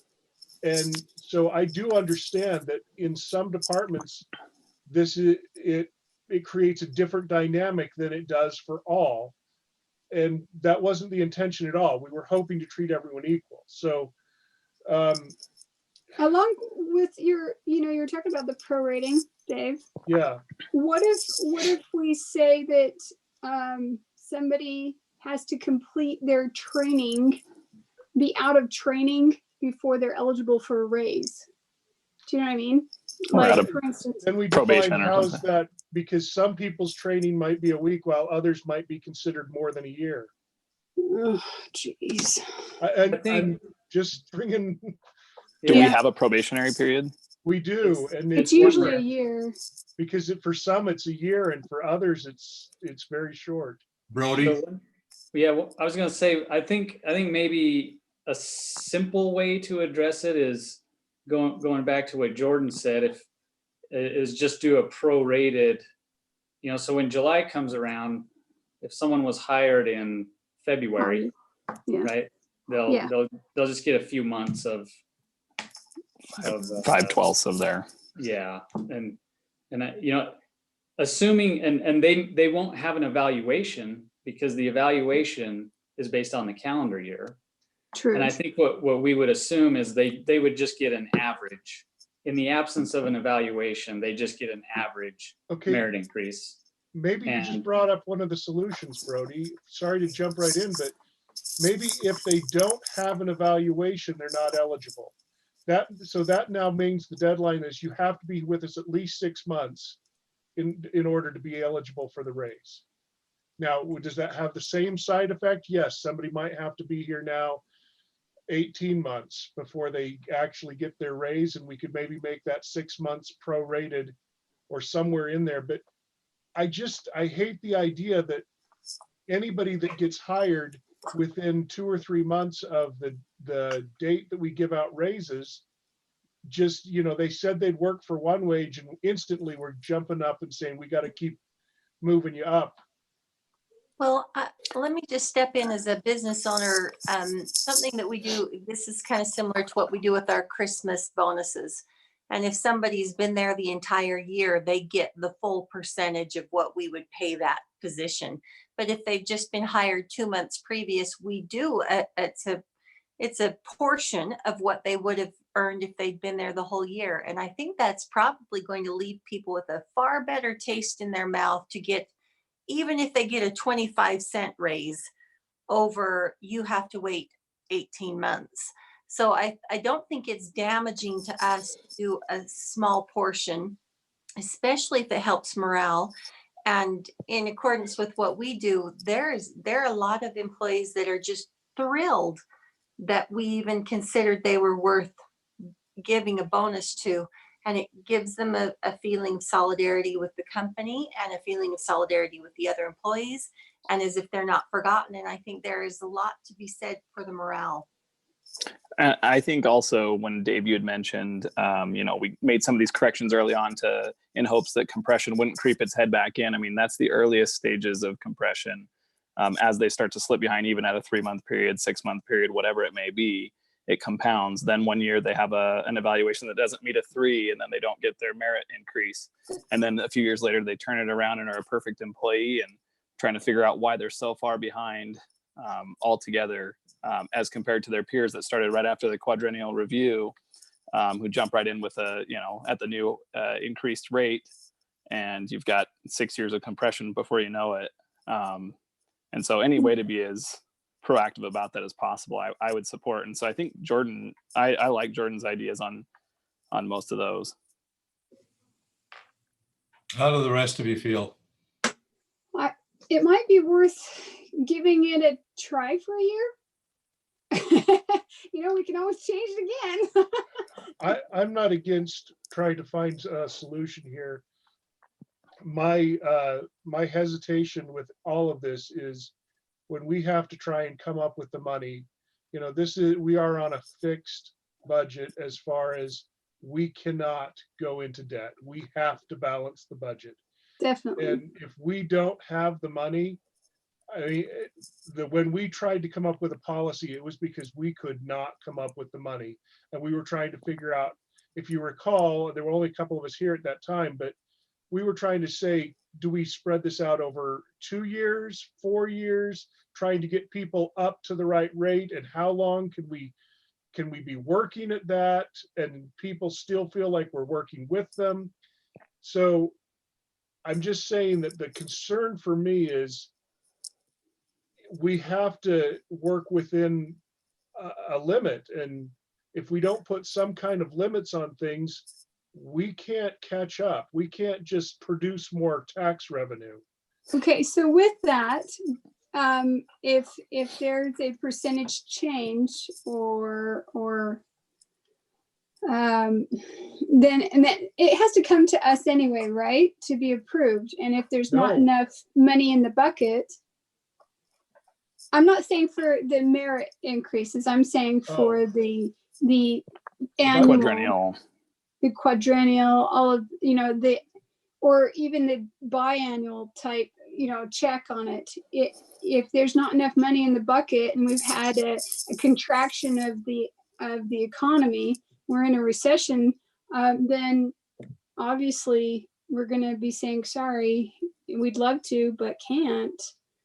So it's just more on the merit side that wouldn't necessarily come to us. One of the other principles that I want to just point out that we were trying to work with was that longer employees had a better shot of getting the reward than brand new employees. If we had to make a separation between, we couldn't afford it all, where would the cut be? And we were trying to say, okay, I'd rather not give the raise to the person who was here 6 months than tell somebody who's been here 17 years that we can't afford their raise. Yeah, but I mean, if we're talking about the fiscal impact, that's counterintuitive to some extent. And wouldn't it be adjusted according to what monies we had too? I mean, it wouldn't be, oh yeah, you get the whole raise. We're gonna give you a portion because we don't have the monies to do this. I mean, if we can't afford it, we have to do one of two things. We have to, one, increase taxes, or two, readjust the budget and reevaluate things. So I think in the event of we are out of money and we are trying to pick between two employees, I think there are reviews in place that would be triggered that would force us to address that issue head on. But in an average year, if we're just talking about the first year, like I said, I'm in favor of a prorated approach. They're not getting the full percent. They're getting 1/12 or 3/12 or 5/12, whatever it may be. And again, this is a one-time thing for an employee. And if that's what's breaking our budget, we've got bigger issues. Well, that is the bigger issue, and we do have it. What if we even put in there a sentence about, like, if there is a recession and that's occurring and a contraction of taxes, that these take an extra review or something like that. So under the policy, the council, so it's a policy, right? It's not a law. Right. So Right. the council has full discretion under budgetary constraints. So Okay. yeah, if there's no money and there's not going to be money, the council can say, we're going to dial back, what is actually going to be provided for either merits or market adjustments. And so you still hold that card, no matter what. No matter what. Good. Let me see if I understand this correctly. Mostly what we've been talking about is advancement merits, right, Brody? We've not talked about promotional things much. We're talking about those employees in the city that are involved with advancement, as opposed to those that are being promoted. It seems like that's a whole different issue. Yeah. And most, sorry, go ahead. I thought you were done. most of what we do in merit raises are going to be advancement kinds of things, and merit kinds of things that go on within those that are qualified for an advancement. Somebody who's moving on to a promotional thing where they're now over the supervisory role, their whole the idea of what they're performing for the city with more supervisory role. It doesn't seem to me that we're concerned about that one so much as the bread and butter advancement to those individuals who move from 1 to 2. And that's the greater population of the city. The promotional things are not going to happen very often. Right. Okay. Yeah, and I don't know if you wanted to move on to that issue. I think there was some discussion earlier on advancements and how to do advancements and handle their annual merit increase. I'm not sure how. Let me just survey the council to see how they feel. But Jordan has proposed maybe some kind of a percentage timeline involving that merit. How many of you feel that is a direction we ought to go? Can I just see a finger or a hand nod? Okay. So Brody, you have a little bit of a direction there.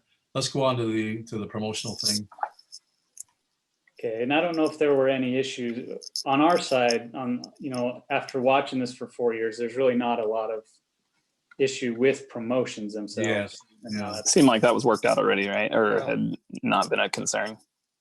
That's pretty much working because you are being promoted to a significantly higher pay scale usually. Right. So Right. it's just the advancement part of it. And it's already prorated. And I want to just put this on the record too. I am all for having an employee-friendly wage scale. They're just parts of business that don't apply to government. And that is, we can't just suddenly raise our prices of product. Well, we can, but if we do, it's a much different thing than just going to the grocery store and saying milk went up 10 cents. It has that stigma of it's a tax. And where does that, how do people feel about that? The employee wages are by far the biggest portion of our budget. So it's hard to show people the value in just when you're talking about just a huge tax raise, when we're talking about sustaining it that way. So I'm not against this. There is that budget issue of, I can't just say, let me as the business owner take a thinner profit margin, or that's how I'll compete. I have to compete on a very limited, this is what my price structure is.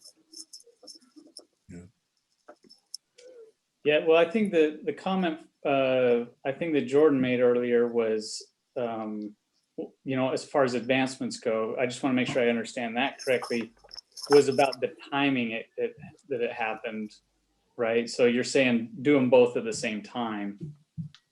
And, one thing I wanted to say to that was, we can either do it when they get their advancement, when they achieve the advancement.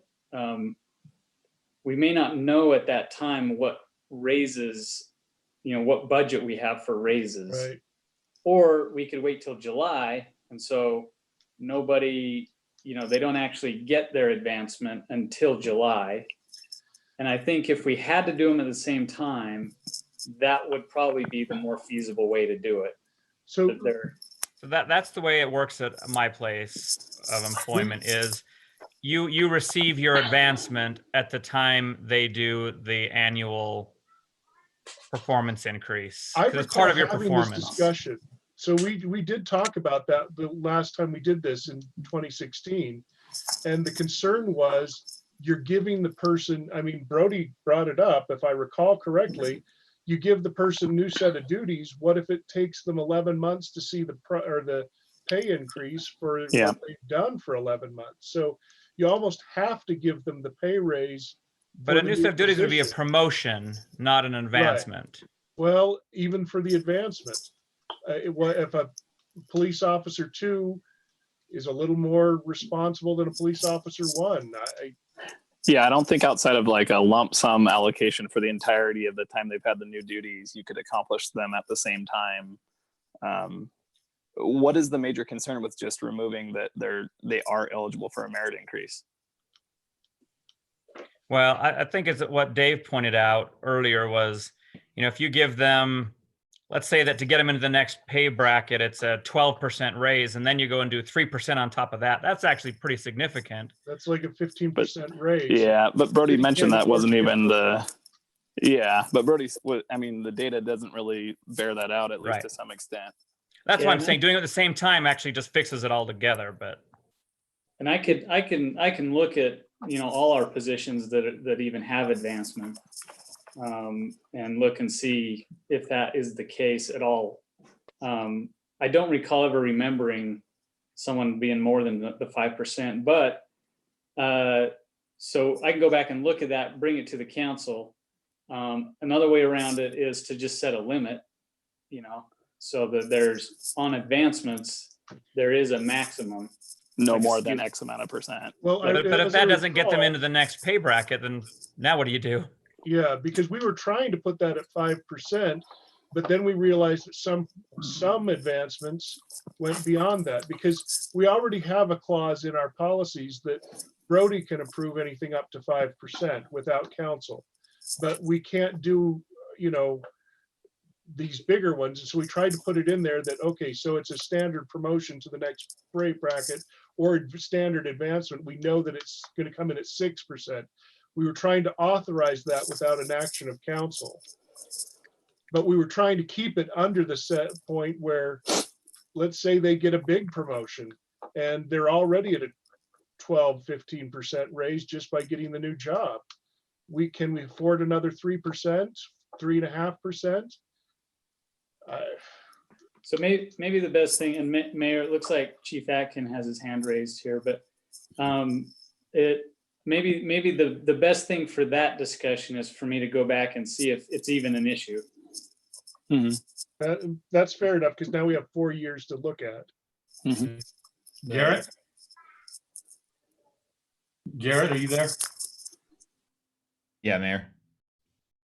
So I was just wondering if I can ask a couple questions on the council on this, so I understand where the kind of the line of what you're thinking is. If you're saying what you don't want to have is someone advance and as an example, get a 12% raise because they advanced to something, and the wage scale, the bottom of the wage scale was, as an example, 12% more than what they were making in their current position.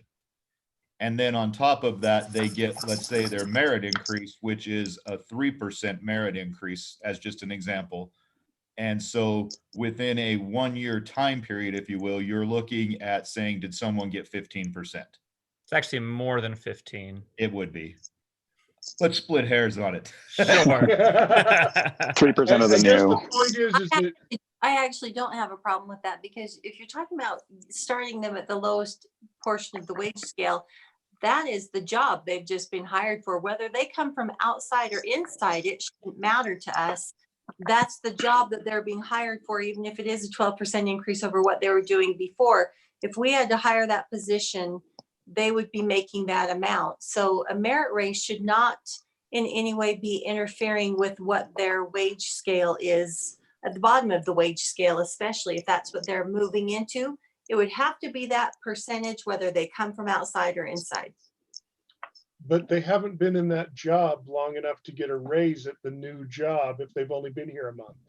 But have they been here as an employee of the city?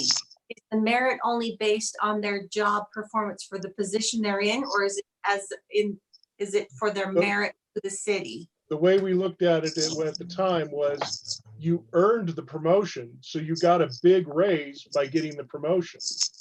Now, are we giving you a promotion or a wage increase in the new job? You haven't been there yet. But we're You've talking got- about advancements, aren't we? So, Yeah. Yeah, and that's my position on this, and everybody may feel differently, but an advancement into a position brings with it a myriad of different job tasks that they'll be required to do, and it is based on the wage scale is based on what we're asking them to do. So it's the difference between somebody, well, I mean, just take the police positions. You're talking about a different position altogether, and that's why the wage has increased for them, or the promotion is different for them. Here's the skills though, right? Do we have promotional instances where it's been pretty close to the merit increase? I mean, that's the question. How often is this a problem Brody, for me? That's my question. Okay, so are you talking about advancements? Yes, how often does an advancement happen where it's pretty close to what the merit raise is going to be also?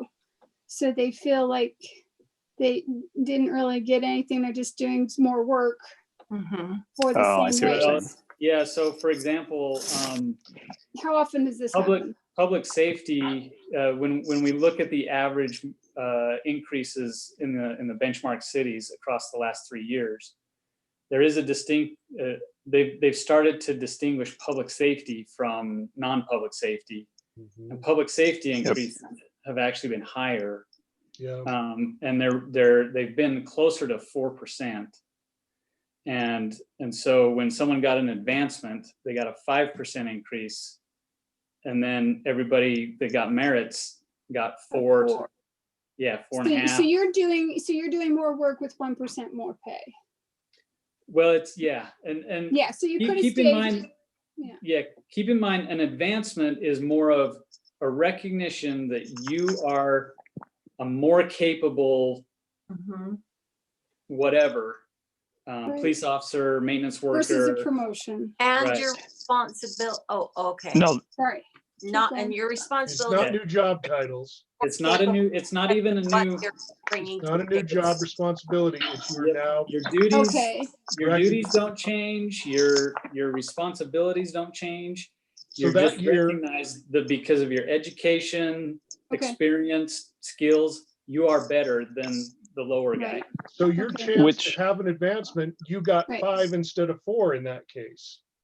So you already got better than everybody else, and you didn't have to do more. That's true. Well, And you do- everybody do has have- a chance to go through that once in their career, or But I maybe remember twice in going their through career. this before. It was so painful. It was, I know, and that's I'm why sorry, this is painful again. I'm hesitant to make it trivial because it was really hard. It was horrible. well, so somebody who is receiving an advancement that would be particularly likely to have this giant leap would be somebody who advanced very quickly, right? And the wage scale moved sometime in the immediate future. So they have this big jump that moved them forward because they've only been there for a short period of time. The wages were a lot higher and they moved up and advanced. This is saying they're moving forward through time and skill and knowledge and capabilities. So I think that would tend to bear out what Brody's saying, that it's not probably very likely to have a 15%, 12% jump compounded with the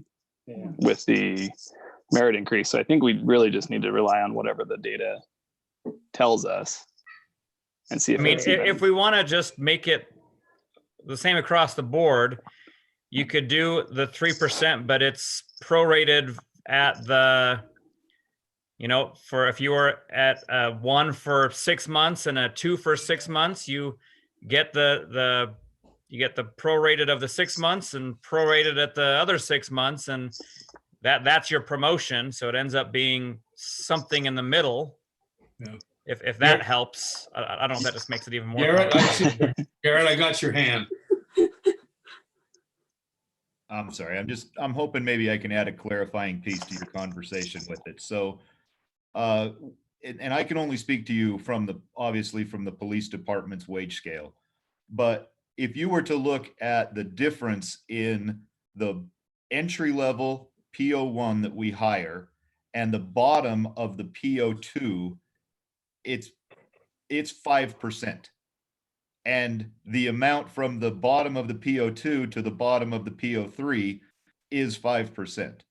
So to us in particular, the policy is essentially saying, look, you're going to get a 5% because our guys are going to get, they're going to have maybe an advancement in there, or merit in there, and then they get their advancement, and it's going to take them above the bottom level, but it's going to be capped by the 5% that you're just talking about. The bigger raises, when you consider it, only really come into play when you get into a promotion. So, this would be if, in all honesty, I can think of one time in recent memory, and it literally just happened this month, where I had an officer who got more than 5% for advancing, and he got 5.3. And the reason why is he's one of those officers who was hired after January in a year, worked that whole time, never got the merit. So he was actually behind because he didn't get a merit increase. And I was rounding when I said this, but the bottom level from PO1 to PO2 is 5.3%. And from PO2 to PO3 is 4.7. So that's why I was saying they kind of average 5. But in his circumstance, he got a 5.3% increase because it was to the bottom of the range. So if that piece makes sense. You could also get back to the point where you say, look, somebody advances in December. They get their advancement in December, which is during the same year of their eval. So essentially we say you worked in one level for almost 12 months, then you got your advancement in December. So now you're going to get your 5%, if you will, for an advancement, but you're not going to get the merit that you got for that whole year because we don't advance. You don't get the merit in the same year as the advancement. Yeah. So when we say, for example, that someone feels like they only got a 2%, that's the rationale that I give to you. If their merit was 3% and they really kind of capped at about that 5% mark, at least in the PD for advancements, that's why they get that feeling. Okay, so Thank you, with that information, sorry, were you still going? Oh, sorry. With that information, I guess if this is not really a problem, and if you can just take a look, if this is not a problem and our risk is giving someone a 5% or 8% instead of a 5% 1 year in the year of their advancement, I'm kind of think we're just splitting hairs at that point, and it's not a problem. I mean, if we have times when it's 12 and 15 or 20, okay, yeah, that needs to be addressed. But based on the chief's comments, and I'm assuming it's similar across the departments, I'll let you tell me that. I think we're just splitting hairs, and we just need to give them the increase. Okay, I'll take a look at it and see if there's any that are that far off. But yeah, it may be. I wouldn't even say we're splitting hairs. We're debating a problem that doesn't even exist. That's kind of what I'm saying. We're splitting the split end, is what you're saying. So I'm going to agree that maybe we're really getting into the minutia of this detail, and maybe we can take a step back. However, I have just stressed out over the fact that we can't seem to come up with enough money to run this city, and we are talking about tax raises every year for several years just to keep up with wages. That stresses me out because that's messed up. But we are this year, we can't keep up without a major tax rate, and it is for wages. And this is the third year we've had to do this. Yeah, and that's why I don't want to be on this cycle forever because of and so I'm just trying to figure out how to deal with this. Well, it seems like we're constantly trying to play catch up for as we've said many times, for a can that was kicked down the road for 10 years. Eventually we have to catch up with it. But I mean, we've had things that were put off and tax issues for years because nobody wanted to deal with it. Well, and then when you look at, as the staff has presented to us, the demonstration of benefit to our citizens, our bang for our buck is so much better than our peers. Yeah. And you look around, it doesn't take a fool to look around and say Syracuse is pretty amazing and citizens benefit from a pretty great product that's put forward. And we're not paying the, yeah. Yeah. Plus, we all know that turnover is costly because we pay for all their training and then they walk away. I agree with all of that. It's if you want me to sum it up, I blame truth in taxation, because if we were able to set a tax rate and live by it, we would continue to live under a set guideline. But unfortunately, everything costs more, including employees, year after year, and it is not at the same rate that taxes are being adjusted. So we're in a serious deficit after all these years. Mm-hmm. Yeah, it doesn't make it any easier. So one of the, one of the comments I want to make, in previous truth in taxation hearings we've done in the last 3 years, we've held the rate or not let it go down as much as it would have. The majority of that was to add staff, to increase the number of staff. It wasn't necessarily for wages. Now, granted, yes, wages are in the budget, but the reason we needed the extra tax money was to grow with the city as far as number of staff that we need. There were some other things like the homeless shelter contribution that a year or two ago. Aren't we still paying that every year? Yep. Yes. Like $30,000 that the No state matter could where you totally say pay the- for. No matter where you say the problem is, I mean, whether it's one thing or another, the truth is we can't keep up. Because if we have more people, the extra tax money is supposed to cover that. But when it won't cover that, it's because it was going somewhere else. So wherever it is, it's not a sustainable policy to have to go down every year. And we're actually at a point where we have to start going back up. And I have a hard time with that. I don't like presenting that year after year. Which will lead us to become more productive when it comes to finding some economic development and to find those extra funds. I mean, that's what it will compel us to. Pain does make you move. Yeah. I think we assigned Dave to be our lobbyist with the legislature. Yeah. I've lobbied everyone who will listen, and they won't listen anymore. Yeah, Brody, everybody I've talked to about that has said, no, that's They your don't problem. care. Yeah. Brody, where do we need to go with the discussion? Okay, so I think we've addressed the 24 months. We're looking at moving that to 12.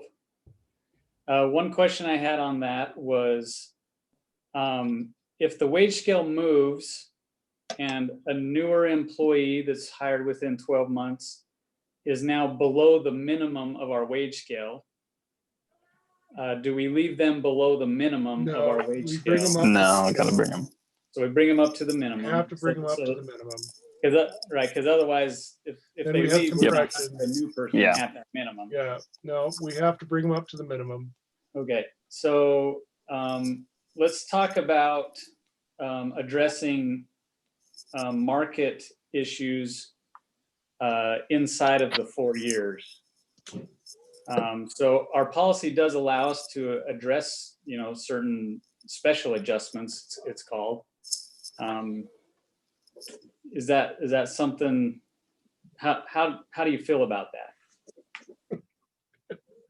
What is the process? Can you describe what the process looks like as it plays out? Well, with every 4-year review, we do this. We break up the departments into 2 groups. Sure. Yeah, I'm thinking more like when it doesn't fall under. Yeah, so inside the 4 years, so every 2 years or 1 year even, it can be brought up during the biennial review. Okay. And it could be brought up outside of it even, and the council can entertain it if they want. So we really don't have a process formalized to address an issue outside of the quadrennial review. Other than in a biennial review, we can bring it up and say, hey, council, we've got a problem here. So let me say this, that what I expected would happen has happened, and that is by spreading these out as department by department on a 2-year schedule, it's not nearly as painful to discuss as it was that first time when we were trying to deal with all departments and all wage adjustments and everybody's money. So if we need to do this every time we do a biennial review, look at it, it does seem to be less effort than it was that first very painful experience. So maybe we have to look at it each time. I just hate, because it's not a wage that we're adjusting, it's the whole scale for everybody every time. Well, But if we have to do it every other year, I'd be open to that. Doesn't it become pretty obvious to a department when wages make a jump? I mean, does it have to have some research? Brody, what you tell me? Well, I don't know that it becomes obvious other than through anecdotal. Okay. You know, Or you people can't find hire out. people. Yeah, people find out because Offering. a position opens up, or like in the police department, we've had other cities actively market to our officers through flyers and whatnot. But yeah, it's not necessarily automatic that everybody knows. We would have to actually do the draw out of the database to actually see what the numbers show. Okay, so it's not automatic. All right. But Dave's right. It is a lot easier when we break it out over a couple of years rather than doing the whole city all at once. If we want to look at it during every review, I'm willing to look at it. But there is one thing that does save us there is there has to be a clause that says there has to be a minimum market movement. So that kind of saves us, because that means if the wage scale hasn't moved more than the minimum, then we're not going to do anything. Yeah, right now that minimum is said. 2.5%. Yeah, 2.5 right here. It's worth a cursory glance to see if there's any issues.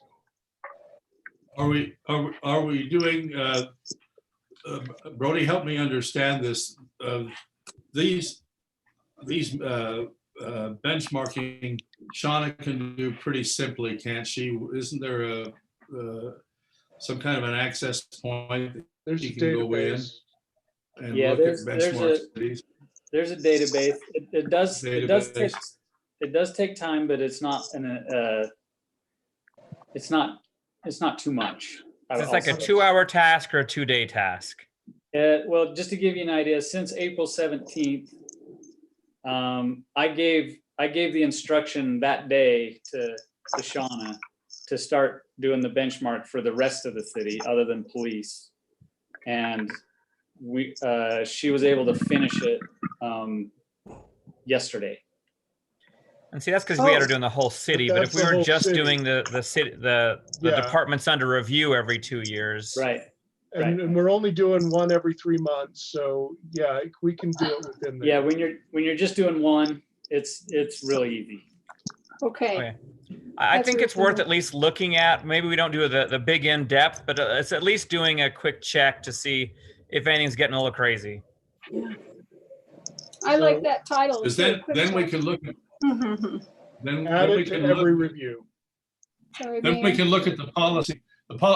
Now we have something substantial to say, this doesn't meet the criteria because it's not greater than 2 point whatever it was. 2.5, yeah. So basically, we kind of combine these, so you do both every 2 years. Yeah, you're instead of a separate quadrennial, you're doing everything both, which really is just the market wage scale review in the quadrennial that we had, right? Correct. Makes sense. Yeah. Biennial review, I still think has been a wonderful improvement to the city. So I'm grateful we did that. Yeah. Yeah. Okay. Do you we can- foresee any issues with that, Brody?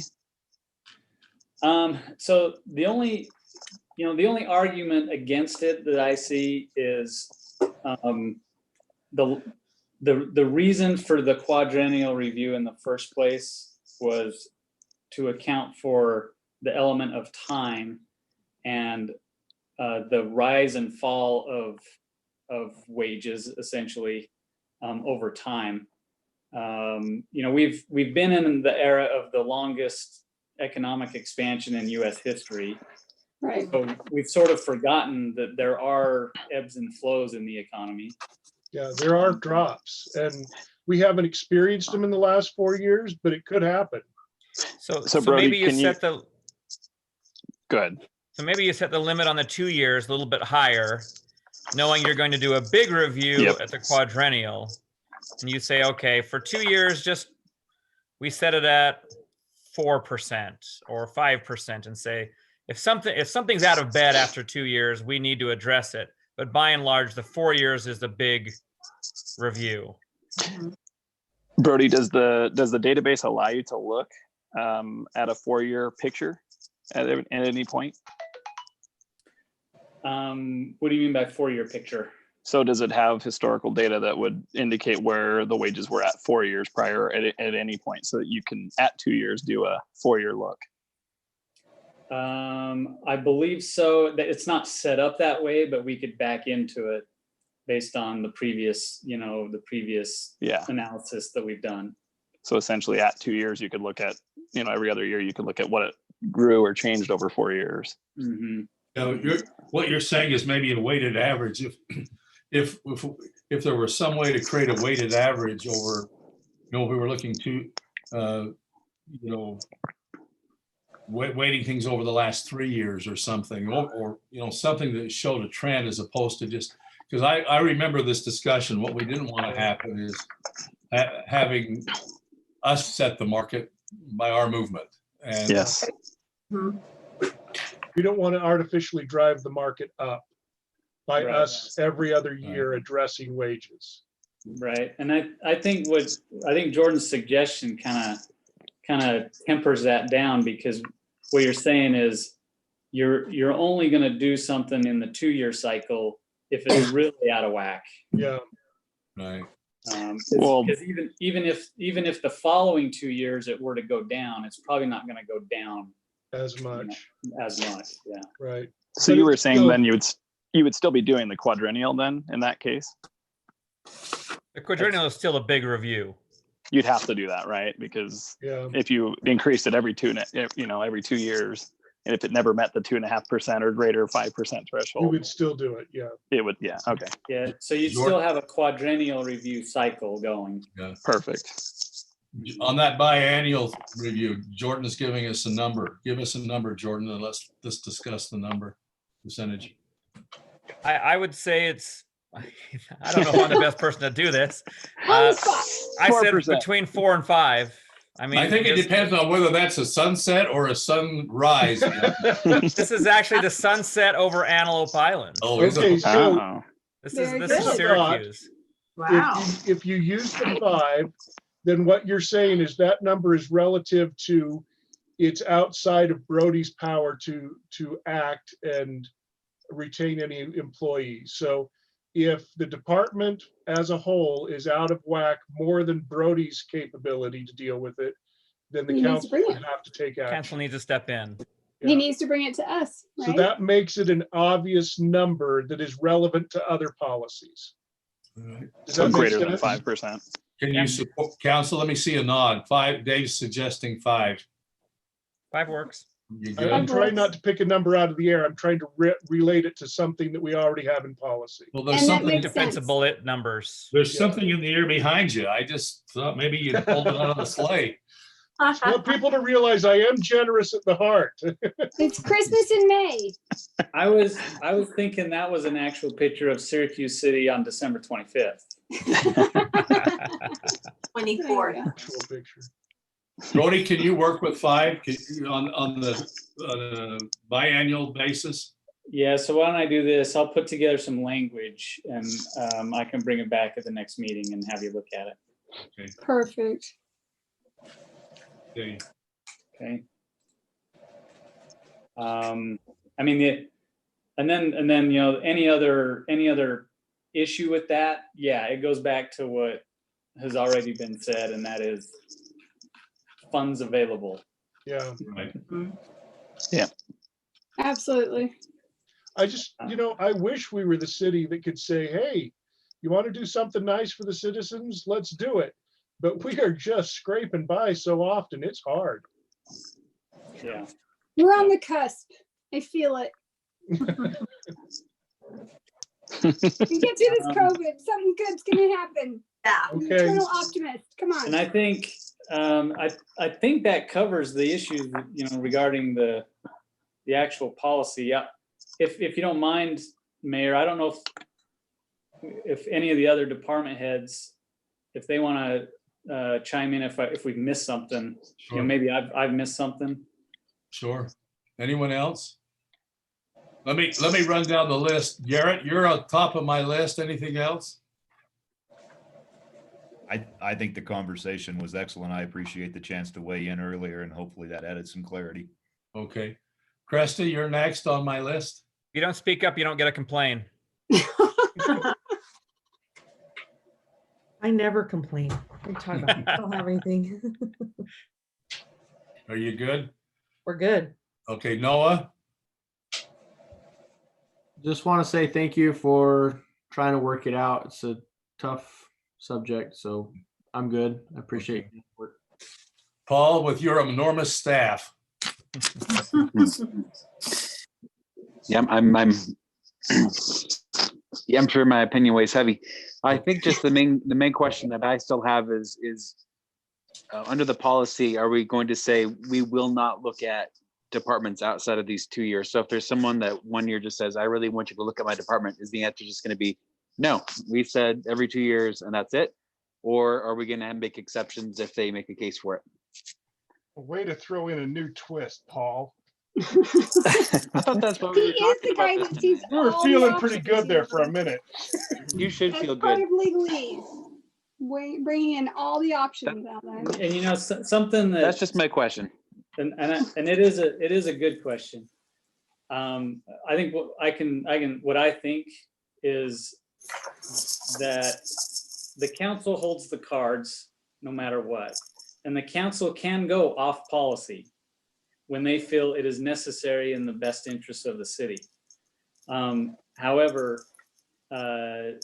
what a policy means is the council has spoken, this is how we're going to run this city. And so it has to be something pretty compelling. I don't know that you necessarily shut it down and don't let the council hear it. But I think the council should be judicious in saying, how bad is this to where we need to go off policy? If there's a dramatic issue, we'd be crazy not to at least look at it. But by and large, we want the policy to stand as is. Yeah, I agree with that. And, I just go back to whenever there's been a significant concern, we have been able to hold a character and competence meeting to discuss any particular situation that may threaten the city. So I would say that covers anything outside of the 2 years. Hey, Mayor, I lied. I actually do have something to say. Oh, knew it. The concern and question I have for, I guess, myself and probably fire department is we just did our biennial reviews. And I know that Brody just did a benchmark, but if we just did the benchmark, are we going to talk about our 2 departments? Because if not, then our next one is another 2 years away. And the departments that are going to be doing biennial next year, if they get adjustments, would get adjustments before our departments did. Does that make sense? It's a fair question. Yeah. Yeah, I think the way I see it playing out is if the policy gets amended, it's gonna be, I don't think it's gonna be retroactive. I think it's gonna be going forward.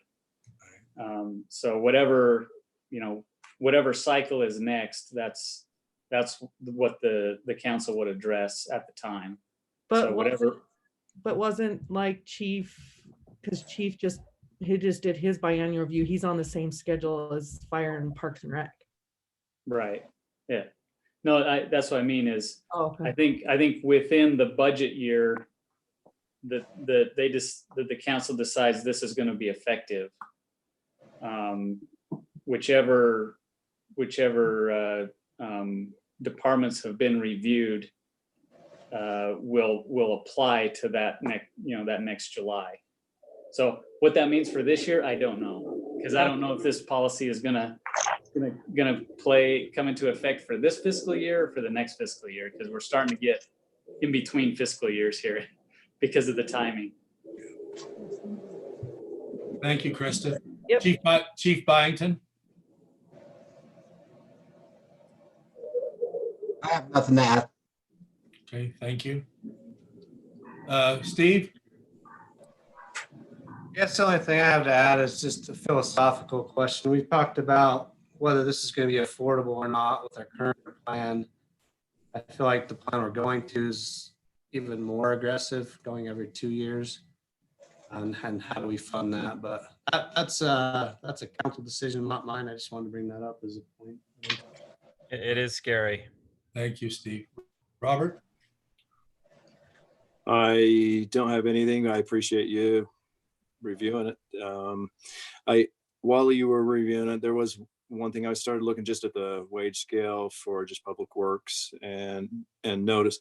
I know that there's a pretty large overlap between public works level 1, the maintenance worker 1, 2, and 3, on the order of like 70% of the, if I were to look at wage scale from the top end of a level 1 to a beginning of a level 2, and compare that to the entire wage scale from the beginning of a level 1 to the top of a level 2, we're about 70% of that wage scale is an overlap. So I don't think that 5% becomes an issue to where it would be anything more. I know the advancements in the past for us have never been more than just the 5%, because that was the minimum. So if that's worth anything, I'll just let you know that as far as my department goes. But no, appreciate what you're doing. Thank you. Cassie? I think the only thing that I would add is just speaking for my employees and just myself personally is we just always appreciate consistency from the council and applying policies consistent across all departments of the city. And just, I want to put this out there with the current climate. I know the people that report to me are just really appreciative to have a job right now. I know there's a lot of people that are stressing about losing their jobs and having to deal with unemployment. And so I just want to voice that I'm sensitive to that, and that, anyone else that's listening, these are hard times, and we're very thankful to have a job, and I'm really grateful for the wage that I do earn. So that's all. Thank you, Thank Cassie. you. Brody, do you have any final comments on this discussion before I adjourn? No, I think it's been a good discussion. So let me just say one thing to both staff and council. I used to have an old bicycle that was a big balloon tire thing, and every twice in a while I'd get into some goat weeds and I'd get a flat tire, and so I'd have to pull that rim off the bicycle and pull it apart and take the inner tube out and find the hole and patch it with some kind of a patch, and then you'd want to test the patch before you put it away. And so you would inflate the inner tube and didn't seem to matter too much. There was always some part of that circumference of that tube that got a bulge in it. And running a city without a policy in place is a little like putting that inner tube on that tire and allowing it to run without the tire on it. The policy is the tire, and setting aside policy is like I say, is kind of dangerous because we're running on thin cord there. So I appreciate the fact that we're strong on policy, realizing there are needs sometimes to set aside policy to manage an urgent situation that's coming up. But I would encourage us to try to stay as close to we can to policy and come to an agreement on a policy and help Brody and the staff manage it in a way. I have never in my life been with so many dedicated people as I meet with on Monday mornings in a staff meeting. The EOC is in partial involvement right now, and those of us who are elected officials can be proud of what this staff does. Their gifts and their ability to manage is absolutely phenomenal. So thank you, staff. Thank you, council. I think this has been a productive work session. We'll reconvene in a work session in 2 weeks, and that one will be heavy. So get a lot of sleep between now and then, and a lot of sugar before you come. So thank you. No can do. I'll declare this adjourned, and let's go get a cookie and a glass of milk. Thank you, Mayor. Thanks. Good Bye, night, everyone. Seth. Thanks. Bye, everyone.